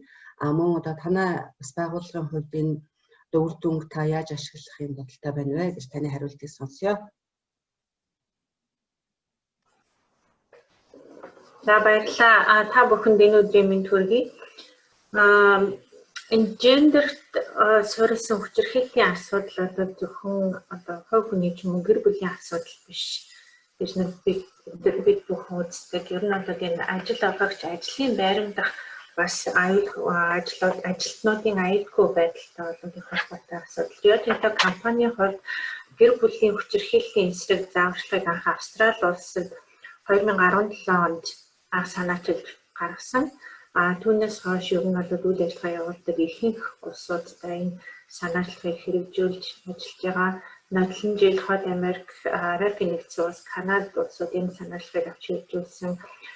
Энэ оны эхээр Rio Tinto Монгол дээрээс нь оюутлага компани энэ санаачлаг бодлогыг авч хэрэгжүүлж байгаа. Хамгийн сүүлд Их Британи энэхэг улсад бэлдэж орсон байж байгаа. Манай компанийн хувьд энэ гэр бүлийн хүчирхийллийн эсрэг зааварчлагын хүрээнд ер нь ямар ажлууд хийдэг талаар бид өөрийнхөө туршлагыг солилцох ер нь зорилготой байгаа. Хамгийн гол нь энэ гэр бүлийн хүчирхийлэлд өртөж байгаа хүмүүсийн ажлын байрыг нэн тэргүүнд хадгалж үлднэ гэдэг бол гэр бүлийн хүчирхийлэлд өртсөн хүмүүст одоо ямар нэгэн байдлаар өөртөө итгэлийг бий болгох дээрээс нь ажлын доктортой байртай байснаар санхүүгийн хувьд бие даасан байдлыг бий болгодгоор энэ бол маш ач холбогдолтой гэж үзэж байгаа. Дээрээс нь гэр бүлийн хүчирхийлэлд өртсөн тохиолдолд одоо төрийн ямар зохих үйлчлэгээ авах боломжтой байна гэдэгт бол бид нар нэлээд судалгаа хийж энэ дээр өөрсдийн гэсэн одоо тийм листтэй жагсаалттай болсон гэр бүлийн хүчирхийлэлд өртсөн тохиолдолд ер нь ихэнх хохирогчид болоод хаашаа хандхаа мэддэггүй тэр тохиолдолд бид нар холбох, зуучлах үйлчлэгээ үзүүлдэг. Дээрээс нь түрүү судалгаан дээр танилцуулсан санхүүгийн хувьд бол нэлээд зардалтай байдаг гэр бүлийн хүчирхийлэлд өртсөн тохиолдолд бид нар онцгой тохиолдолд санхүүгийн үйлчлэгээ, санхүүгийн дэмжлэг үзүүлдэг. Дээрээс нь богино хугацааны орон байраар хангах боломжтой байна уу? Орон байраар хангадаг. Дээрээс нь нэмээд цалинтай 10 хүртэлх хугацаанд бол цалинтай чөлөө олгодог. Энэ цалинтай чөлөө олгосноор тэр гэр бүлийн хүчирхийлэлд өртсөн хүмүүстэй нэлээд ач холбогдолтой байдаг. Яагаад гэх юм бол нэлээд цаг зарцуулдаг. Жишээлх юм бол хууль зүйн тусалцаа авах, шүүх хуралд оролцох, янз бүрийн зөвлөгөө авах, өөр газар руу нүүх, өөрийн болон өөрийнхөө асран хамгаалтанд байдаг хүмүүсийн аюулгүй байдлыг зохицуулах гэх мэтлэн ажилд болдог. Ажлын цагаас гадна нэлээд цаг хугацаа зарцуулдаг учраас бид нар одоо энэ тохиолдолд цалинтай чөлөө олох арга хэмжээ авдаг. Дээрээс нь ажлын уян хатан зохицуулалтыг бол санал болгодог. Ажлын гүйцэтгэлд нь бол энэ хохирогчид нэлээд нөлөөлдөг учраас бид нар ажлын гүйцэтгэл дээр нь уян хатан байхыг хичээдэг. Ажлын цагийн богиносох, эсвэл одоо ажлын цагийн уян хатан байх, цаашлбал ажлын байрных нь байршлыг хүртэл солих, төр хугацаагаар солих арга хэмжээ авч болдог. Дээрээс нь нэмээд түрүү бас дурдсан сэтгэл зүйн үйлчлэгээ бол энэ тохиолдолд маш чухал байдаг. Бид нар үнэгүй сэтгэл зүйн үйлчлэгээр бас үзүүлдэг, өөрийн итгэмжлсэн төлөөлөгчөөр дамжуулан. Тэгээ хамгийн гол нь бол энэ үйлчлэгээ нөнд одоо энэ гэр бүлийн хүчирхийлэлд өртсөн тохиолдолд авж байгаа дэмжлэгүүд бол бид нар нууцлын чамлан хадгалдаг. Яагаад гэх юм бол гэр бүлийн хүчирхийлэл гэдэг бол ер нь их эмзэг, хувийн шинж чанартай асуудал байдаг учраас бид нар Монголын жишээл нууцлыг маш чамлж хадгалдаг. Дээрээс нь нэмээд удирдах ажилтнуудтай бид нар байнга сургалт зохион байгуулдаг. Удирдах ажилтнуудад ер нь гэр бүлийн хүчирхийлэлд өртсөн тохиолдолд хохирогчийг яаж таньж мэдэх вэ? Дээрээс нь ямар байдлаар тэр хүнд тусалцаа дэмжлэг үзүүлэлт болох талаар бол удирдах ажилтнуудад яг сургалт явуулдаг.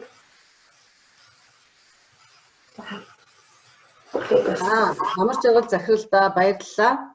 Тэгэхээр одоо би бас 4 панелистуудаа цагийн байдал бол бас бид одоо нэг 20 минут байх шиг байна. Төлөвлөсөн асуултаас ерөнхийдөө эхний асуултанд панелистууд маань нэлээд өргөн хүрээнд хариулчихсан учраас би одоо хүн болгоноос дахиад нэмж нэг асуулт асууя гэж бодож байна. За юуны өмнө Ариун зай сайдаас өнөөдрийн хүртэл засгийн газраас бол гэр бүлийн хүчирхийлэлтэй тэмцэх тухай хуулийг хэрэгжүүлэх чиглэлээр нэлээд олон арга хэмжээнүүдийг аваад бас тодорхой акцууд бол гарсан гэж үзэж байгаа. Энд бас манай Нүүбийн хүн амын сангийн хэрэгжүүлсэн төслийн оролцоо бол бас хувь нэмэр байгаа гэж бодож байна. Тэгвэл одоо яг одоогийн энэ моментод ялангуяа энэ судалгааны үр дүнгээс хараад та цаашид засгийн газрын гендер суурилсан хүчирхийлэлтэй тэмцэх, тэр дотроо гэр бүлийн хүчирхийлэлтэй тэмцэх чиглэлийн тэргүүлэх чиглэлүүд бол юу байх ёстой гэж та бодож байна? Мөн засгийн газраас одоо зарцуулах хөрөнгийн нэмэгдүүлэх чиглэлээр бас одоо ямар санаачлалууд явж байгаа вэ гэдэг тал дээр бас таныг хариулт өгөөч гэж асуух байна. За мэдээж одоо энэ талаар ярих юм бол бүтэн өдөрч хүрэлцэхгүй учраас би маш товч зүгээр хамгийн өөрийн санаанд одоо бууж байгаа чухалчлах асуудлуудаа хэлсэн зүйтэй байхаа. За гендер суурилсан хүчирхийллийн судалгаа ер нь тоо мэдээлэл одоо 16 онд гарахаас өмнө чиг одоо энэ асуудалтай одоо ажилтдаг мэрэгжилтэн судлаач одоо хүмүүс бүгдээрээ гэр бүлийн тухай хуулийг одоо бас боловсруулаад шинжилсэн найруулгыг одоо бас гаргаад гендер суурилсан хүчирхийлэлтэй тэмцэх одоо энэ гэр бүлийн хүчирхийлэлтэй тэмцэх хуулийг ч гэсэн одоо бас нэлээд сайн боловсруулж гаргаж ирсэн байгаа. Гэтэл яг өнөөдөр ингээ практикаас аваад үзэх юм бол нэг шаттай одоо яг энэ гэр бүл хүч хэрхийлэл үйлдэгчд нь нэг үе шаттай одоо авч хэрэгжүүлж байгаа энэ арга хэмжээ маань өөрөө бас сөрөг талуудыг их дагуулад байна. Тийм учраас нэн тэргуунд одоо засгийн газрын зүгээс гэр бүлийн тухай хуулийг, гэр бүлийн хүч хэрхийллийн тухай хуулийг тийм ээ одоо олон үе шаттай болгох, за эргүүлээд одоо сургах, эсвэл одоо юу гэдгийг тодорхой үе шаттай энэ арга хэмжээнүүдийг авах бодлогын зохицуултуудыг хийх ёстой. Нөгөө талаас хөдөлмөрийн хууль ч гэсэн одоо яг хилцэгдэж боловсруулагдаад яг хилцэх шатанда ороод явсан байгаа. Тэгэхээр одоо хөдөлмөрийн тухай хуулинд ч гэсэн бид нар зөвхөн одоо гэр бүлийн хүч хэрхийллийг яриад байгаа боловч цаана гендер суурилсан хүч хэрхийлэл өөрөө маш олон дүр зурагтай байдаг тийм ээ, олон төрхтэй байдаг. Үүний нэг нь ажлын байран дах бэлгийн дарамт.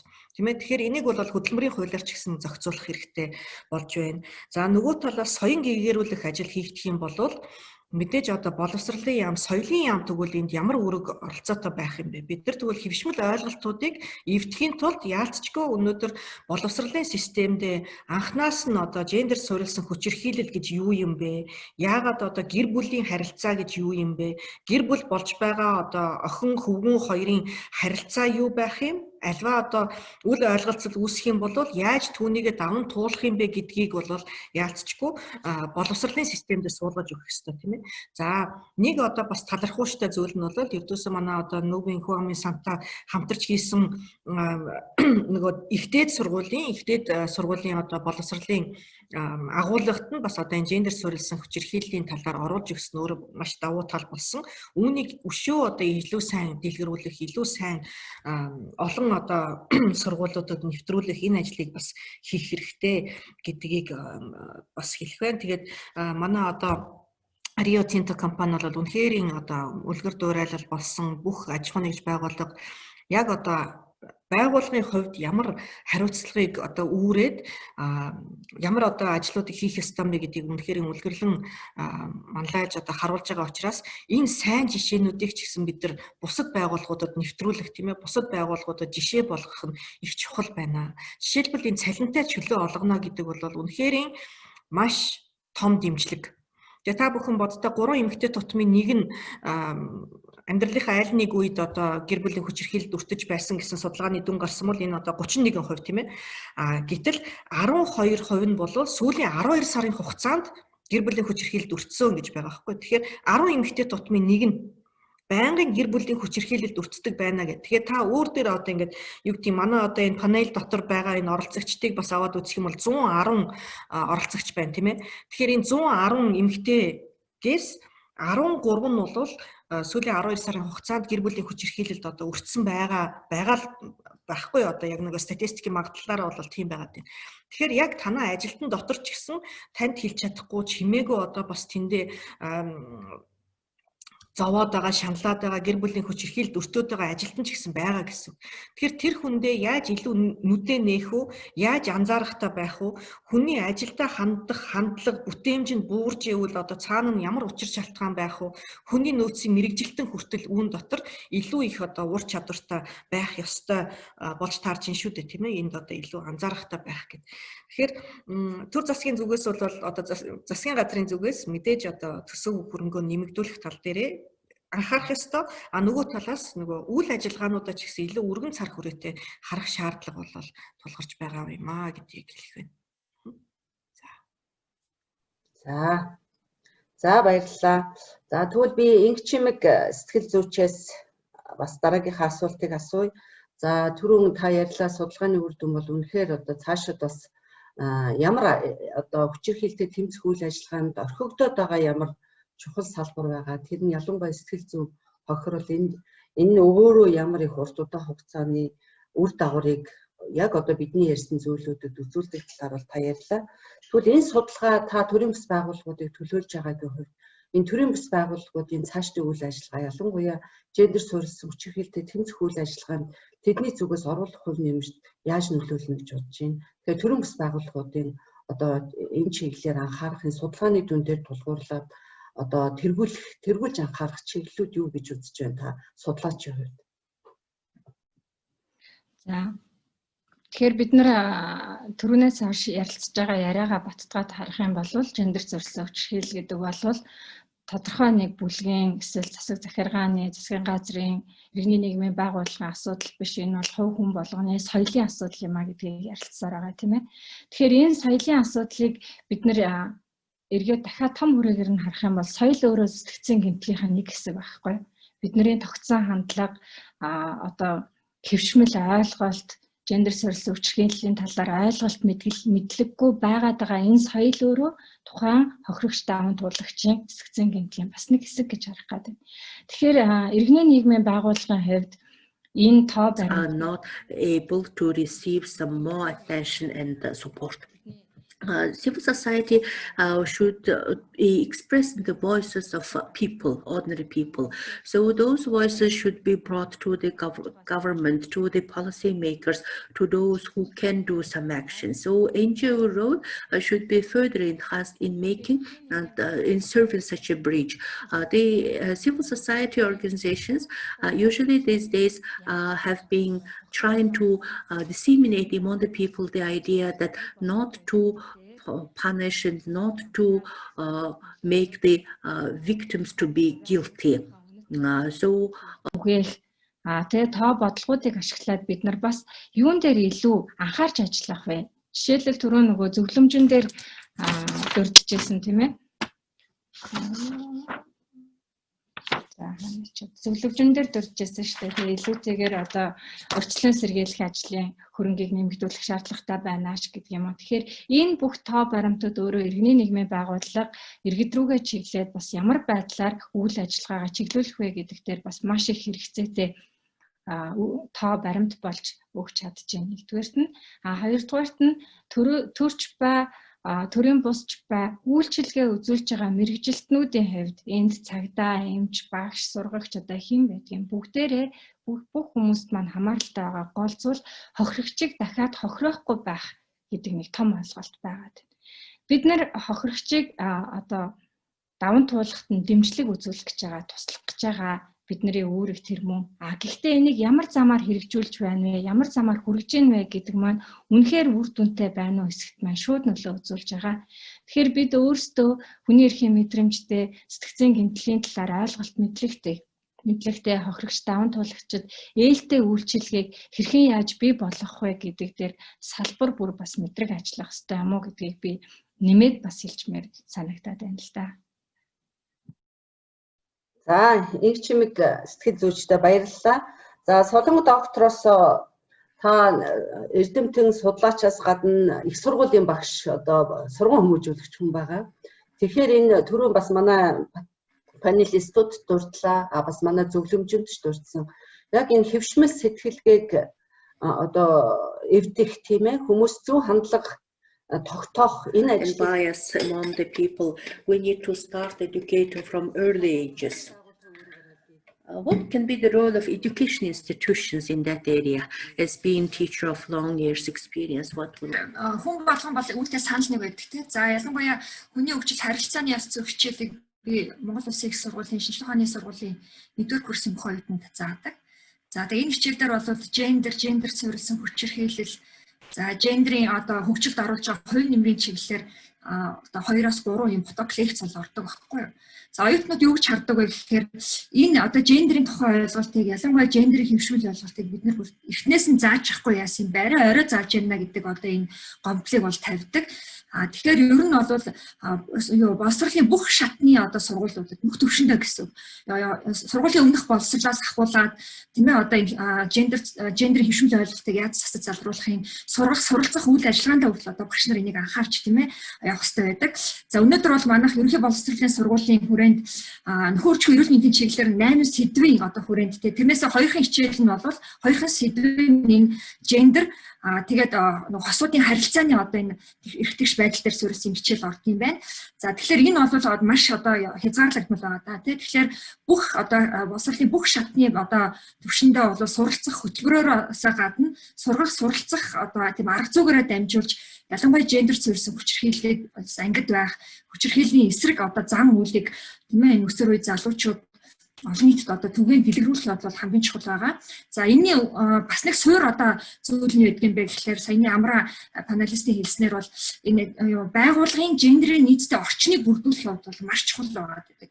Ялангуяа хөлбөмбөгийн харилцаагаар дамжуулаад за мөн 3 дахь одоо хүчин орж ирж байгаа үйлдвэрчний эвлэрээ одоо дамжуулаад ажлын байр болон одоо гэрийн ажлын тэмээ зохистой харьцааг яаж зохицуулах юм бэ гэдэг асуудал маш чухлаар тавигдж байдаг. За 2019 онд хийсэн төрийн албаны одоо албан хаагчдын дунд хийсэн судалгаа одоо энэ судалгааг бол бас хийсэн байгаа. За энэ судалгаагаар бол юу харагдсан бэ гэхээр ялангуяа төрийн албанд одоо ажиллаж байгаа эмэгтэйчүүд албан тушаал архих карьер хөөхт бол энэ гэр бүлийн хүчирхийлэл те одоо хамтран амьдарч байгаа нөхрийн зүгээс үзүүлж байгаа хүчирхийллээс болоод тэр хүний одоо архиц дэвшгийн боломжууд бол хаагдж байгаа тохиолдлууд бол нэлээд гарсан. За энэ бол зөвхөн одоо Улаанбаатар хотод биш орон нутагт хүртэл ийм тохиолдлууд бол байгаад байна. Тэгэхээр энэ одоо цалинтай ажил хийж байгаа эмэгтэйчүүдийн хувьд бол ийм асуудал гарч байгаа юм чинь цалингаар үнэлэгддэггүй за эсвэл хувийн хвшилт ажиллаж байгаа эмэгтэйчүүдэд бол энээс илүү одоо хүнд ийм асуудлууд бол тулгараад байна. Тэгэхээр тэр саяны хэлээд байгаа эдийн засгийн одоо энэ өр нөлөө гэдгээс гадна бид нар албан тушаал ахих тийм ээ карьер хөөх эмэгтэйчүүдийн боломжуудад бол ямар их одоос нөлөө үзүүлж байна гэдгийг бас харуулах юм байна.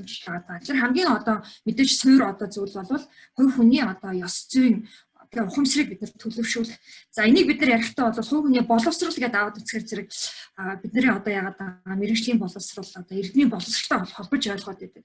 Гэтэ энэ бол одоо тэрнээс арай өөр тийм ээ. Сайн боловсралтай, дээд боловсралтай хүн болгон бол одоо тэр хувь хүний ёс зүй, ухамсар сайн төгс төлөвшсөн байдаг гэдэг бол өрөөсгөл. Тэгэхээр энийг бол бас арай өөр өнцгөөс нь ялангуяа хувь хүний ёс зүй талаас нь бид нар одоо харж тийм ээ ухуулах нөлөөллийн ажиллагаа хийх нь зүйтэй гэж харж байгаа. За таныг бас боловсролын байгууллагын нөлөө бүхий одоо бас эрдэмтний хувьд боловсролын байгууллага энэ чиглэлд илүү агцтай ажиллахад бас өөрийнхөө хувь нэмрийг оруулна гэдэгт найдаж байна. За ингээд сүүлийнхээ асуултыг амраа захиралдаа тавья. За түрүүн амраа захирал өөрийнхөө байгууллагын туршлагаас бол бас дурдчихлаа. Red Hinto компани бол одоо хүчирхийлэлд нэгдүгээр өөрийнхөө ажиллагчдын хүчирхийлэлд өртгөхөөс одоо хамгаалах өртсөн тохиолдолд тэдэнд шаардлагатай бүхэл төрлийн дэмжлэгийг бол үзүүлдэг ийм одоо байгууллагын дотоод бодлогыг хэрэгжүүлж байгаа ийм байгууллага байгаа.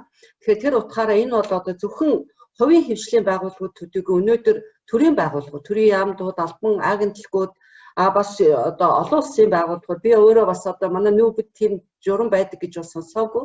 Мөн одоо иргэний нийгмийн байгууллагууд ер нь бол одоо хамт олоныг бүрдүүлж байгаа ажил олгож байгаа бүх байгууллагууд одоо нарийн ярил өшөө гэр бүл дотроо ч гэсэн ийм одоо бодлого бол байхад болохгүй юм байхгүй гэж үзэж байна. Тэгэхээр амраа захирлаас асууж байгаа асуулт маань бол нэгдүгээр та өөрийнхөө туршлага дээр нэмж тайлбарлах зүйл байна уу?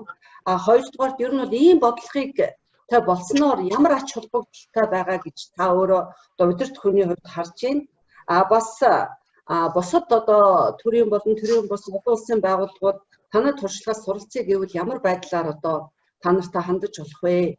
Бид бол та бүхний бас туршлагыг дэлгэрүүлэх ажлыг 16 хоногийнхаа ажлын хүрээнд бол эхэлж гисэн явж байгаа. Видео одоо танилцуулга видеог бол түгээж байгаа. Бас гарын авлага материалуудыг түгээж байгаа. Гэтэ энэ бол зөвхөн онлайн хүрээнд явж байгаа. Одоо байгууллагууд яг тантай холбогдоод танай байгууллагын туршлагыг биечлэн судлах боломж байх уу гэдэг талаар та бас яриач.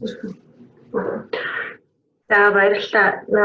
Rio Tinto компани бас ойлгох компанитай хамтран энэ 16 хоногийн аянд анх удаа хувийн хвшлийг төлөвлөж оролцож байгаа. Яг манай компани өөрсдөө оролцох санаачлагыг нэгдсэн үндэсний байгууллагын комисс ам тавьсан бэ гэвэл бидний зөв өөрийн туршлага дээрээс харахад маш олон хүнтэй бид харагдчихсан. Олон байгууллагын удирдах ажилтнууд төрийн байгууллагын зарим нэгэн төлөвлөлт дээрээс нь хувийн хвшлийн байгууллагууд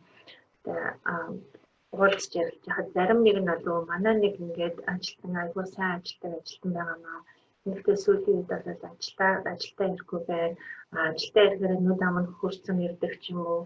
Сэтгэл санааны хувьд нэлээд докторгүй байгаад байх шиг байна. Энэ гэр бүлд нь ямар нэг юм болоод байх шиг байна. Гэхдээ би одоо яаж асуухаа мэдэхгүй байна. Энэ асуух нь зөв ч юм уу, буруу ч юм уу тэ гэдэг хүмүүстэй би бас нэлээд уулзж ярилцчихсан болохоор энэ нэгдсэн үндэсний байгууллагын комиссийн сангаас санаачилж хийж байгаа энэ манайх өөрсдөө оролцсон. Манай дээр яг гэх юм бол манай дээр ийм туршлага байдаг, энэ бодлого байдаг учраас бид нар энэ бодлогоо бусад байгууллагуудад бас хуваалцмаар байна. Яагаад гэх юм бол энэ гэр бүлийн хүчирхийллийн эсрэг бодлого бол бүх байгууллагууд дээр хэрэгжих боломжтой бодлого гэж бид үзэж байгаа. Энэ бодлоготой байснаар нэгдүгээр хамгийн гол нь удирдах ажилтнууд энэ гэр бүлийн хүчирхийлэлд өртөж байгаа хүмүүстэй ярилцах боломжийг нээж өгж байгаа. Яг гэх юм бол энэ асуудал маш эмзэг асуудал учраас удирдах ажилтнууд нь тэр гэр бүлийн хүчирхийлэлд өртөж байгаа юм болов уу гэдэг хүмүүсээ таньж мэдчих чаддаггүй. Тийм сургалт байдаггүй. Хоёрдугаар гэх юм бол гэр бүлийн хүчирхийлэлд өртөж байгаа юм болов уу гэсэн хүмүүстэйгээ яаж ярилцах учраа бас удахгүй юм шиг байгаа. Тийм учраас бүх байгууллагуудтай ийм бодлоготой, ийм зааварчилгатай байснаар гэр бүлийн хүчирхийлэлд өртөж байгаа хүмүүсийг таньж мэдэх боломжтой. Дээрээс нь хамгийн гол нь тэр хүмүүстэй ярилцах, тэр хүмүүст боломжтой туслалцаа дэмжлэгийг үзүүлэх тийм боломж нээгдэж өгж байгаа гэж бид нар харж байгаа учраас энэ аянд нэгдэх санаачлалыг гаргасан. Энэ аяны хүрээнд бид нар өөрсдөр байгаа энэ бодлогыг бодож нэлээд сурталчлах зорилготойгоор хэд хэдэн пострууд хийсэн байгаа. Энэ поструудаа сошиал медиагаар явуулж байгаа. Аливаа нэгэн байгууллага ганц хувийн эрхлэх биш төрийн байгууллагууд, олон улсын байгууллагууд манай туршлагаас асуудал яг юм бол бид бүхэн нээлттэй байгаа. Одоогоор бид нэг карантиныг байгаа учраас бид нар тухайн байгууллагуудын хүмүүс яриа хийх боломж байхгүй учраас бид нар энэ өөрийнхөө энэ туршлагаас хуваалцахад одоо онлайнаар ч юм уу сошиал медиагаар хуваалцахад зөвлөж байх болно. Манай хамт олонны зүгээс, манай компанийн зүгээс бүх байгууллагуудыг энэ иймэрхүү төрлийн бодлого зааварчилгыг байгууллага дээр авч хэрэгжүүлээч. Ингэснээр гэр бүлийн хүчирхийлэлд өртөж байгаа хүмүүсийг ойлгож таньж мэдэх, туслалцаа дэмжлэг үзүүлэх, тэр хүмүүсийг хамгаалах боломж бүрдэж байгаа шүү гэж уриалсан байна. За, амар жаргал захиралдаа баярлалаа. Тэгэхээр би панелистуудаас хэлцүүлэлт оролцож байгаа хүндэт зочдоос асуух асуултаа үүгээр хязгаарлая. Зөндөө олон асуултууд чатаар ирж байна.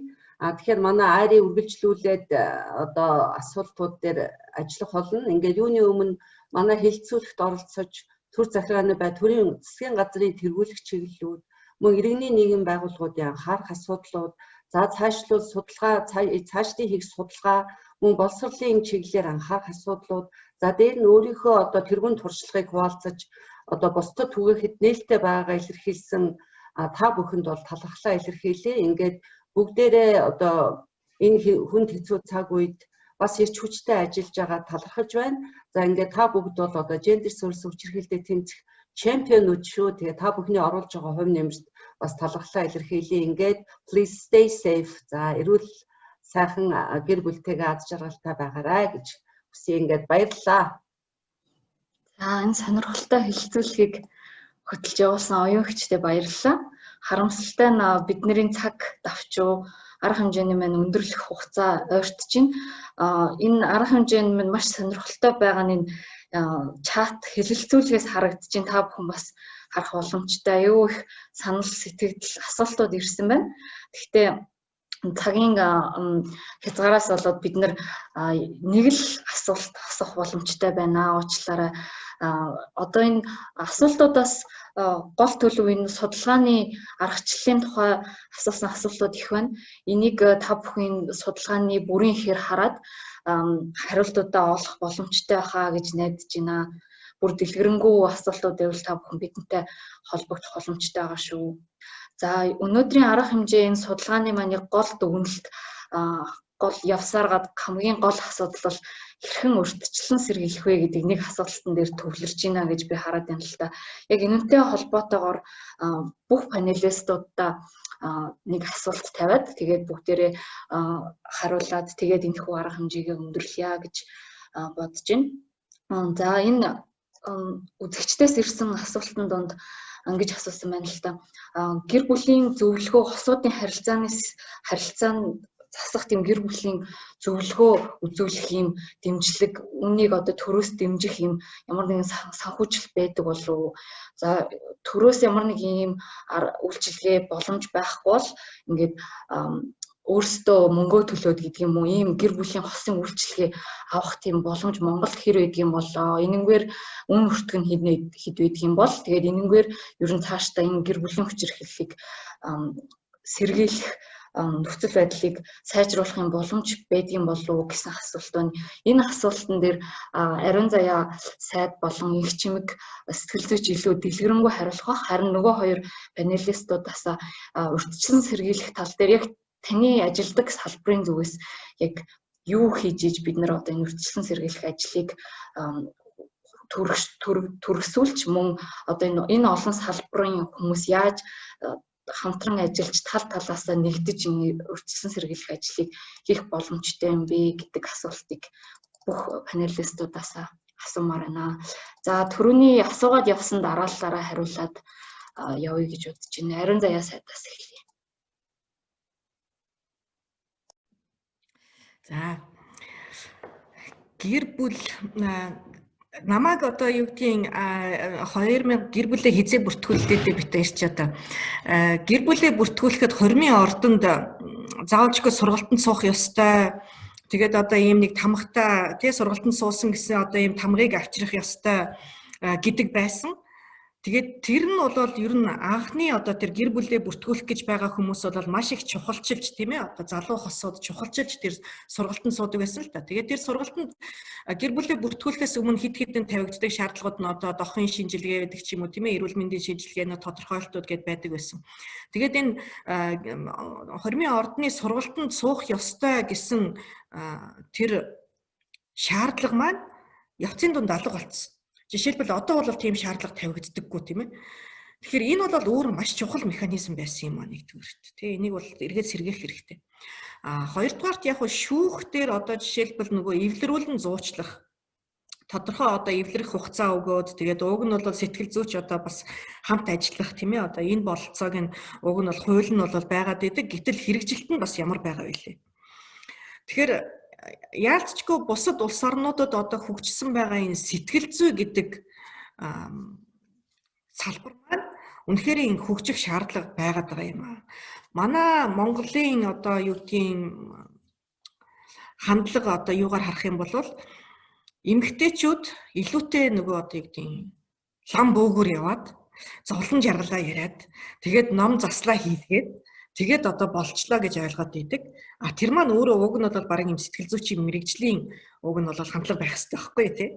Нөгөө талаас эрэгтэйчүүд илүү хаалттай альва юм зовлон жаргалыг одоо бас ярьж чаддаггүй, эр хүн одоо хүчтэй байх ёстой, эр хүн бол одоо айл гэрийн ноён нуруу, эр хүн бол уйлж болохгүй гэд багаас нь бид ингэ сургачдаг учраас зовлонгоо хүнд ярьж чаддаггүй. Мэргэжлийн одоо сэтгэл зүйн одоо тийм зөвлөгөө юу газруудыг хаана байдгийг ч мэддэггүй, лам бүүдэр ч очдоггүй тийм ээ. Тийм учраас манай Монгол улсын одоо амиа хорлолт дотор эрэгтэйчүүдийн амиа хорлолт нэгдүгээрт маш өндөр байдаг. Дээрэс нь хүн амд эзлэх хуваараа манайх бараг Монгол 2016 онд одоо дэлхийд 3-т орж ирсэн ийм өндөр тоотой байдаг тийм ээ. Тэгэхээр энэ ердөөсөө л нөгөө ийм цогцоор нь харах ийм асуудал байгаад байгаа юм л да. Сэтгэл зүй бол яалтчгүй ийм тусдаа одоо шинжлэх ухаан энийг бол яалтчгүй хөгжүүлэх ёстой. Гэр бүлийн хүчирхийлэл одоо хохирогч бай, үйлдэгч бай, нийгмийн статус огт хамаардаггүй. Өнөөдөр баянч байна уу, ядууч байна уу, боловсралтайч байна уу, боловсралгүйч байна уу, гэр бүлийн хүчирхийлэл байдаг. Тийм ээ одоо тэгэхээр маш өндөр боловсралтай улсын их хурлын гишүүн байна уу, хэн байна уу тийм ээ одоо бас ингээ гэр бүлийн хүчирхийлэлтийг үйлддэг түүхүүд ч гэсэн байна. Тэгэхээр одоо энэ судалгаанаас аваад үзэх юм бол тухайн гэр бүлийн хүчирхийлэл үйлдэгч нь өөрөө бага наснда гэр бүлийн хүчирхийллийн одоо гэрч хохирогч болж исэн байдаг. Дийлэнх нь. Буюу одоо ээж аав нь одоо хоорондоо одоо маргадаг, зодолддог. Үгүй л хүүхдээ одоо бас сурган хүмүүжүүлэхдээ бас одоо биеийн шийтгэлээр сурган хүмүүжүүлж байсан. Альва болохгүй зүйлийг биеийн одоо шийтгэл үзүүлж байж шийдвэрлэдэг юм а гэдэг ч юм уу тийм одоо нийгэмд өссөн учраас өөрийг мэдэхгүй байгаад байна. Тэгэхээр энэ одоо гинжин урвалыг таслан зогсоохын тулд яах ёстой вэ? Хүүхэдтэй одоо юу гэдгийг багаас нь ажиллах гэдэг тийм ээ. Нэгэнт хөвшцэн байгаа хүмүүстэй бас өөрчлөх нь бас тодорхой хэмжээнд хэцүү. А тэгвэл яг одоо энэ new generation гэдээ байгаа одоо энэ хүүхдүүд бол эрдөөсөө л одоо бас манай хүчирхийлэлгүй нийгмийн ирээдүй одоо гэрэл юм аа, одоо hope гэдэг юм уу тийм ээ, одоо юм аа гэд тэгээд одоо бид нар бол яалтчгүй нөлөөллийн энэ ажлуудыг хийх ёстой. Хамтдаа л явах ёстой. Тэгвэл манай нийгмийн нэг бас болдоггүй юм зандаа төр засаг хийхгүй байна. За төр засаг ажиллахгүй байна. Бусд нь л болохгүй байна гэдэг болохоос биш. Яг өөр дээрээ буулгаад за би яах вэ? За миний үүрэг оролцоо юу вэ гэдгийг хардаг. За баярлалаа. За Ариун заяа сайдынхаа ярьсан үгэн дээр бас дөрүүлээд нэмээд ярих хэрэгцээтэй юм шиг санагдаж байна. Тэгэхээр бид нар урьдчилан сэргийлэх тухай эхлээд анзаарахаар ойлголт мэдлэг гэдэг юм нэгдүгээр дутагдaltaй бас санагдаад байна тийм. Яг гендер суурилсан хүчирхийлэл, гэрүүлийн хүчирхийллийн хохирогч нарт гэхээр зөвхөн хохирж байгаа хүнд биш тухайн гэр бүлд байгаа тэрнийг харсан, сонссон, үзсэн бүх гишүүдэд сэтгэл зүйн хувьд ямар асуудал үүсдэг юм бэ гэдгийг нэгдүгээрт ойлгож мэдэх. За хоёрдугаарт нь мэрэгжилтнүүдийн ойлголт мэдлэг гэдэг юм биднэрт бас маш чухал байгаа даа. Тэгэхээр хохирогч даван туулагчтай үйлчилгээ үзүүлж байгаа мэрэгжилтэн бүр магадгүй хүнтэй ажиллаж байгаа мэрэгжилтэн бүр түрүүн албан хаагчтай жишээлбэл хүчирхийлэлд өртөж байгаа эсгийг таних энэ төр гэдээ ярьж байсан тийм. Тэгэхээр тэр болгон дээр бид нар нөгөө хохирогчийг буруутгахгүйгээр яаж ээлтэйгээр үйлчилгээ үзүүлж сурах вэ гэдэг дээр чадваржуулах асуудал нэгдүгээр бас яригдчихэв. За судалгаагаа харах юм бол судалгаа бол тоон болон чанарын аргаар судалсан судалгаа тийм. Мэдээж хэрэг энэ судалгаанд сэтгэл зүйн нөлөөллийг ямар байх вэ гэдгийг судлахад бол төвөгтэй байсан баг. Тэгэхээр биднэрт яалтчгүй бас ийм сэтгэл зүйн нөлөөллийг тухайн сэтгцэн гэмтэлд өртсөн хохирогч даван туулагч өөрийнхөө бие махбодыг өөрийгөө яаж амьдрахыг мэдэх мэдрэмжийг хүртэл алдсан гээсэн байдаг. Бие махбод оюун санаа хоёрын хооронд байгаа холбоос мэдрэмж алдагдсан байдаг учраас энэ төрлийн одоо хохирогч даван туулагчид яаж үйлчилгээ үзүүлэх вэ гэдгийг бид мэдхийн тулд бидэнд бас ийм клиник судалгаа шаардлагатай болж байгаа юм шиг санагдаж байна л да. Тэгэхээр манай хөргөн зүрх төрийн бас байгууллагын тэргүүн хонгор зул гэдэг эмэгтэй байгаа. Яг энэ төрлийн клиник судалгааг хийж байгаа. Удахгүй хэвлэгдээ та бүхний гарт бас нэг шинэ мэдээлэл хэрэгтэй мэдлэг болох үс юм үр дүн очих байх гэж найдаж байна. Тэгэхээр гэр бүлийн зөвлөгөөг өгдөг сэтгэл зүйч болгон гэр бүлийн хүчирхийллийн хохирогч нартай ажилдаггүй. Тэгэхээр сэтгэл зүйч болгон одоо эмч хагалгааны эмч гэв гинтхэн нүд үздэггүйтэй адилхан сэтгэл зүйч болгон бүх асуудал руу одоо нурсаалаар орно гэж ойлгуул энэ далтаа дутагдал үүснэ. Тэгэхээр хэрвээ та гэр бүлийн одоо хүчирхийллийн хохирогч байгаа тухайн асуудал дээр зөвлөгөө үйлчилгээ хүсэж байгаа болвол тухайн мэрэгжилтнээ яг ямар чиглэлээр мэрэгсэн бэ? Яг энэ сэтгцэн гэмтлэр мэрэгсэн үү? Үйлчилгээ үзүүлдэг үү гэдгийг судалж ийж нэгдүгээрт мэрэгжилтэндээ хандах ёстой. Ингэж та өөртөө болон цаашдын амьдралдаа үр дүнтэй хэрэгсээ шаардлагатай зөвлөгөө үйлчилгээг авч чадна. Хоёрдугаарт гэр бүлийн хохирогч нь зөвхөн одоо тэр хохироод байгаа хин нэг хоёр хүний дунд үлдэгдээд байгаа асуудал биш. Энэ манай хүүхэд жоохон юм чинь юу мэдэх вэ энэ төр гэж зөвтгөх хандлага бас их байдаг тий. Тэгэхээр тэрийг харсан, үзсэн, сонсож байгаа гэр бүлийн бусад бүх гишүүдэд зөвлөгөө үйлчилгээ бас шаардлагатай байдаг. Тэгэхээр магадгүй манай засаг захиргаанаас хуулийн тогтолцоондоо ч юм уу зөвлөгөө үйлчилгээг зөвхөн хохирогчд биш те тухайн гэр бүлийн хохирлыг амсаж даван туулж байгаа бүхэл гишүүдэд үн төлбөргүйгээр үзүүлдэг юм хэрэгцээ шаардлагыг бий болгодог үйлчилгээг бий болгох юм боломж бас ямар байдаг бол хэрвээ ийм боломж гарах юм бол бид нар энэ сэтгцэн гэмтлийг насан туршийн процесс болгоод тухайн хүүхдүүдийн цаашдын амьдралын чанарт нөлөө үзүүлэхгүйгээр учир шалтгааныг бага наснд нь өөрсдөнд нь ойлгуулах боломж бас бий болно. Энэ бол үржилэн сэргийлэх ажлын бас нэг том хэлбэр болов гэж бодож байна тий. Хоёрт нь түрүүн ярьсанчлан мэрэгжилтнүүдийг бид нар шат чатанд нь маш сайн чадахжуулаад яг энэ хохирогчийг дахин хохироохгүйгээр одоо тухайн ажилтан тухайн мэрэгжилтэн өөрийнхөө ажлын ачааллаас шалтгаалаад бухимдсан байж байдаг. Гэтэл танаас ингээд маш их зориг зүрх төвшээрийг гаргаж орж ирээд ганцхан удаа зориглоод хандж байгаа тэр үйлчлүүлэгчийг та анзааралгүй өнгөрөөхөд тэр хүн дахиад ямар ч төрлийн мэрэгжилтнүүдэд хандахгүй болов.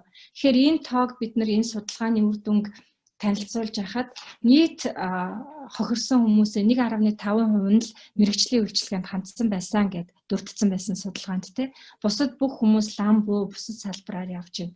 Тэгвэл яагаад эдгээр хохирогч нараас ийм цөөхөн хувь мэрэгжлийн үйлчилгээнд хандаад байна вэ гэдг нь бас нэг талаас ойлголт мэдлэг хангалтгүйгэх бах, нөгөө талаас мэрэгчлэтнүүд үнэхээр мэрэгжлийн үйлчилгээ үзүүлж чадж гэнэ үгүй юу гэдэг асуудал бас энд нэлээд хурцаар тавигдах болов гэж харж байна.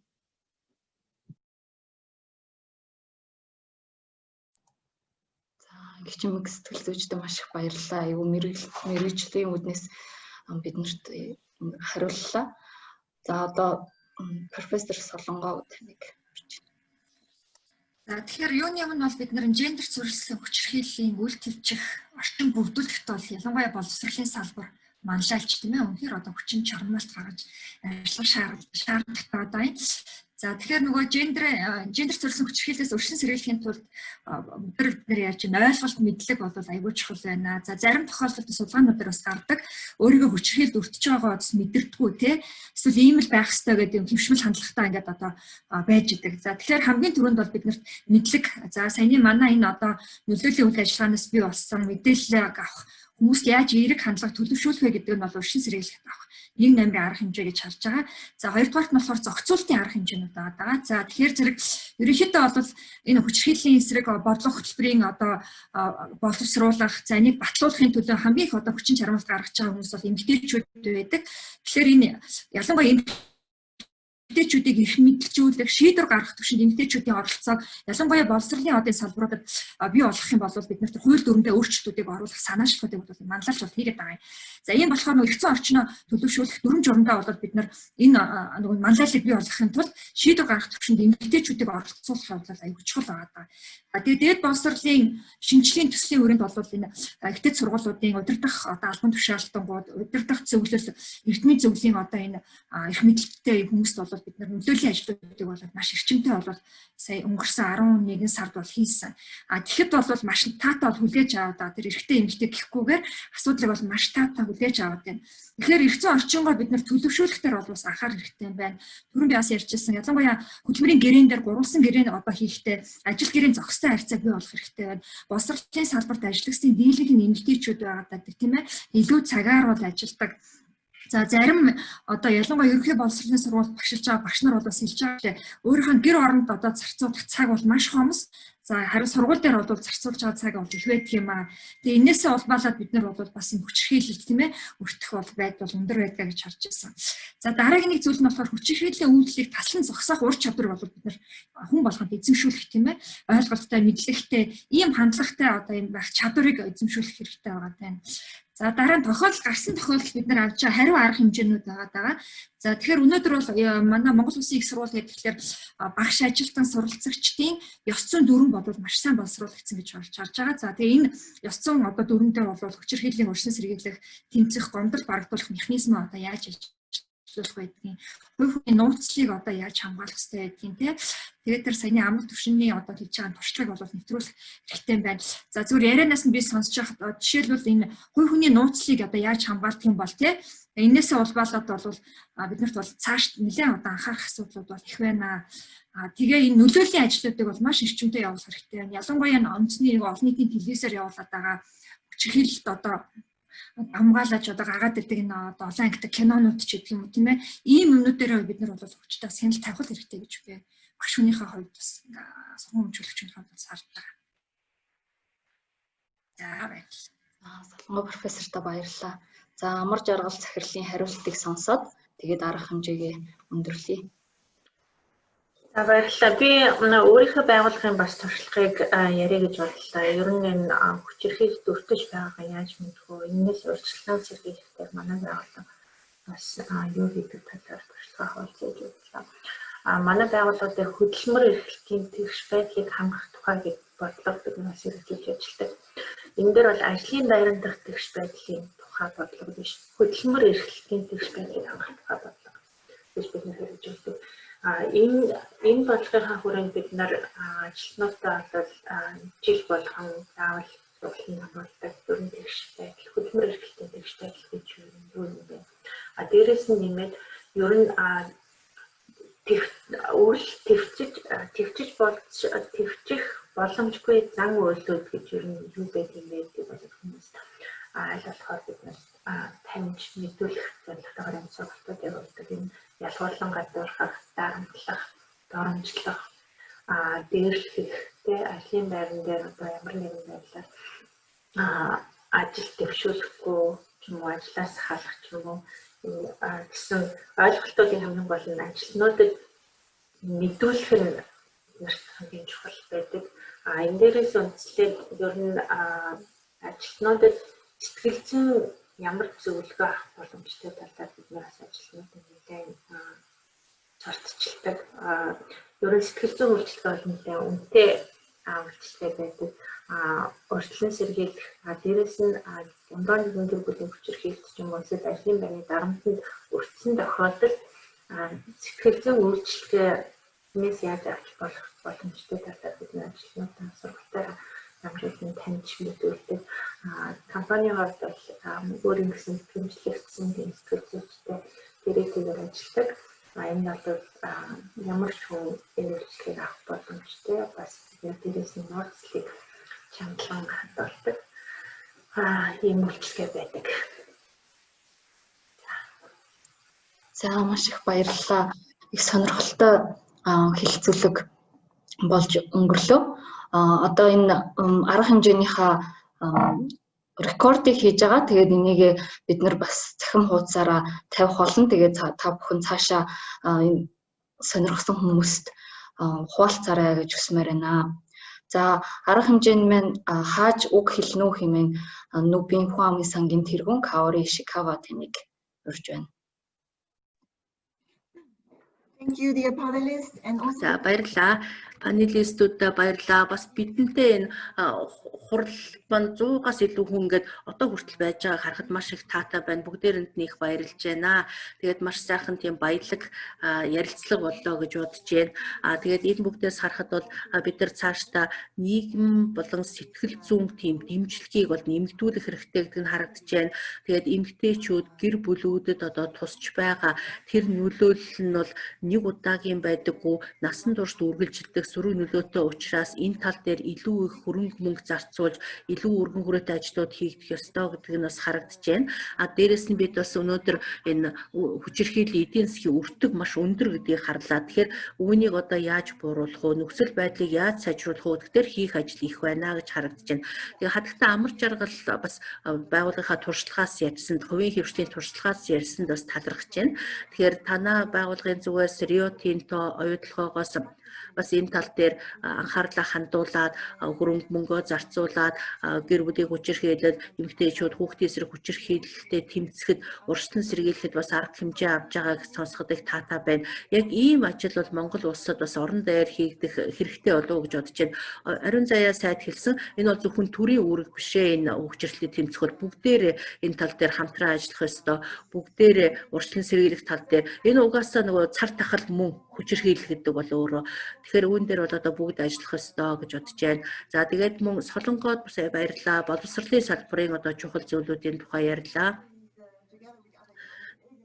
Тэгээд бид нар бас Нүбийн бусад байгууллагуудтайгаа хамтраад олон улсын техникийн удирдамж гэж бол гаргах гэж байгаа. Тэр нь болохоор бас сургууль сексийн бэлгийн боловсролын чиглэлээр илүү тийм бүрэн дүүрэн өргөн хүрээтэй одоо боловсрол олгох тухай тийм удирдамж. Үүн дээр болохоор гендер суурилсан хүчирхийлэл зэрэг гэр бүлийн хүчирхийллийн асуудал орж байгаа. Монгол улс болохоор энэ бусдагта яг ийм боловсролын сургуулийнхаа хөтөлбөрт бас энэ чиглэлийн хичээлийг оруулдаг цөөхөн хэдэн орны нэг.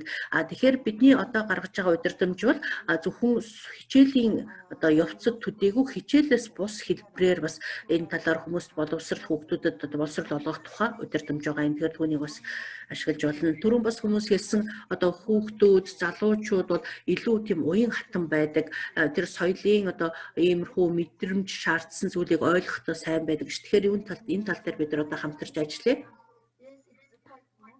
За тэгээд эцэст нь хэлэхэд бид нар одоогоор ингээд урьдчилан сэргийлэх тал дээр хэдийгээр ингээд хөрөнгө мөнгө зарцуулдаг ч гэсэн энэ бас одоо хангалттай биш байдаг. Тэгэхээр бид нар бусад ингээд оролцогч талуудтайгаа ялангуяа төр засгийн байгууллага төв засгийн газар гэлтгүй ер нь орон нутгийн төвшөнд ч гэсэн урьдчилан сэргийлэх, хариулт үзүүлэх энэ үйл ажиллагаануудыг бас оновчтой сайн хийх юм бол түрүү ярьжсэн тэр ядуурлыг бууруулах, үйл үзэгдэх тэр зардлыг багасгах тал дээр бас агс дэвшил гарнаа. За тэгээ бүгдээрэнд нь идэвхтэй сайхан оролцсонд баярлалаа. Манай Нүүбийн хүн амын сан та бүгдээ цаашдаа ч гэсэн энэ тал дээр холбоотой байх болно. Тэгээ та бүгдийн гаргасан асуултуудын дагуу бид бас дараа нь хариуг өгнө. Баярлалаа.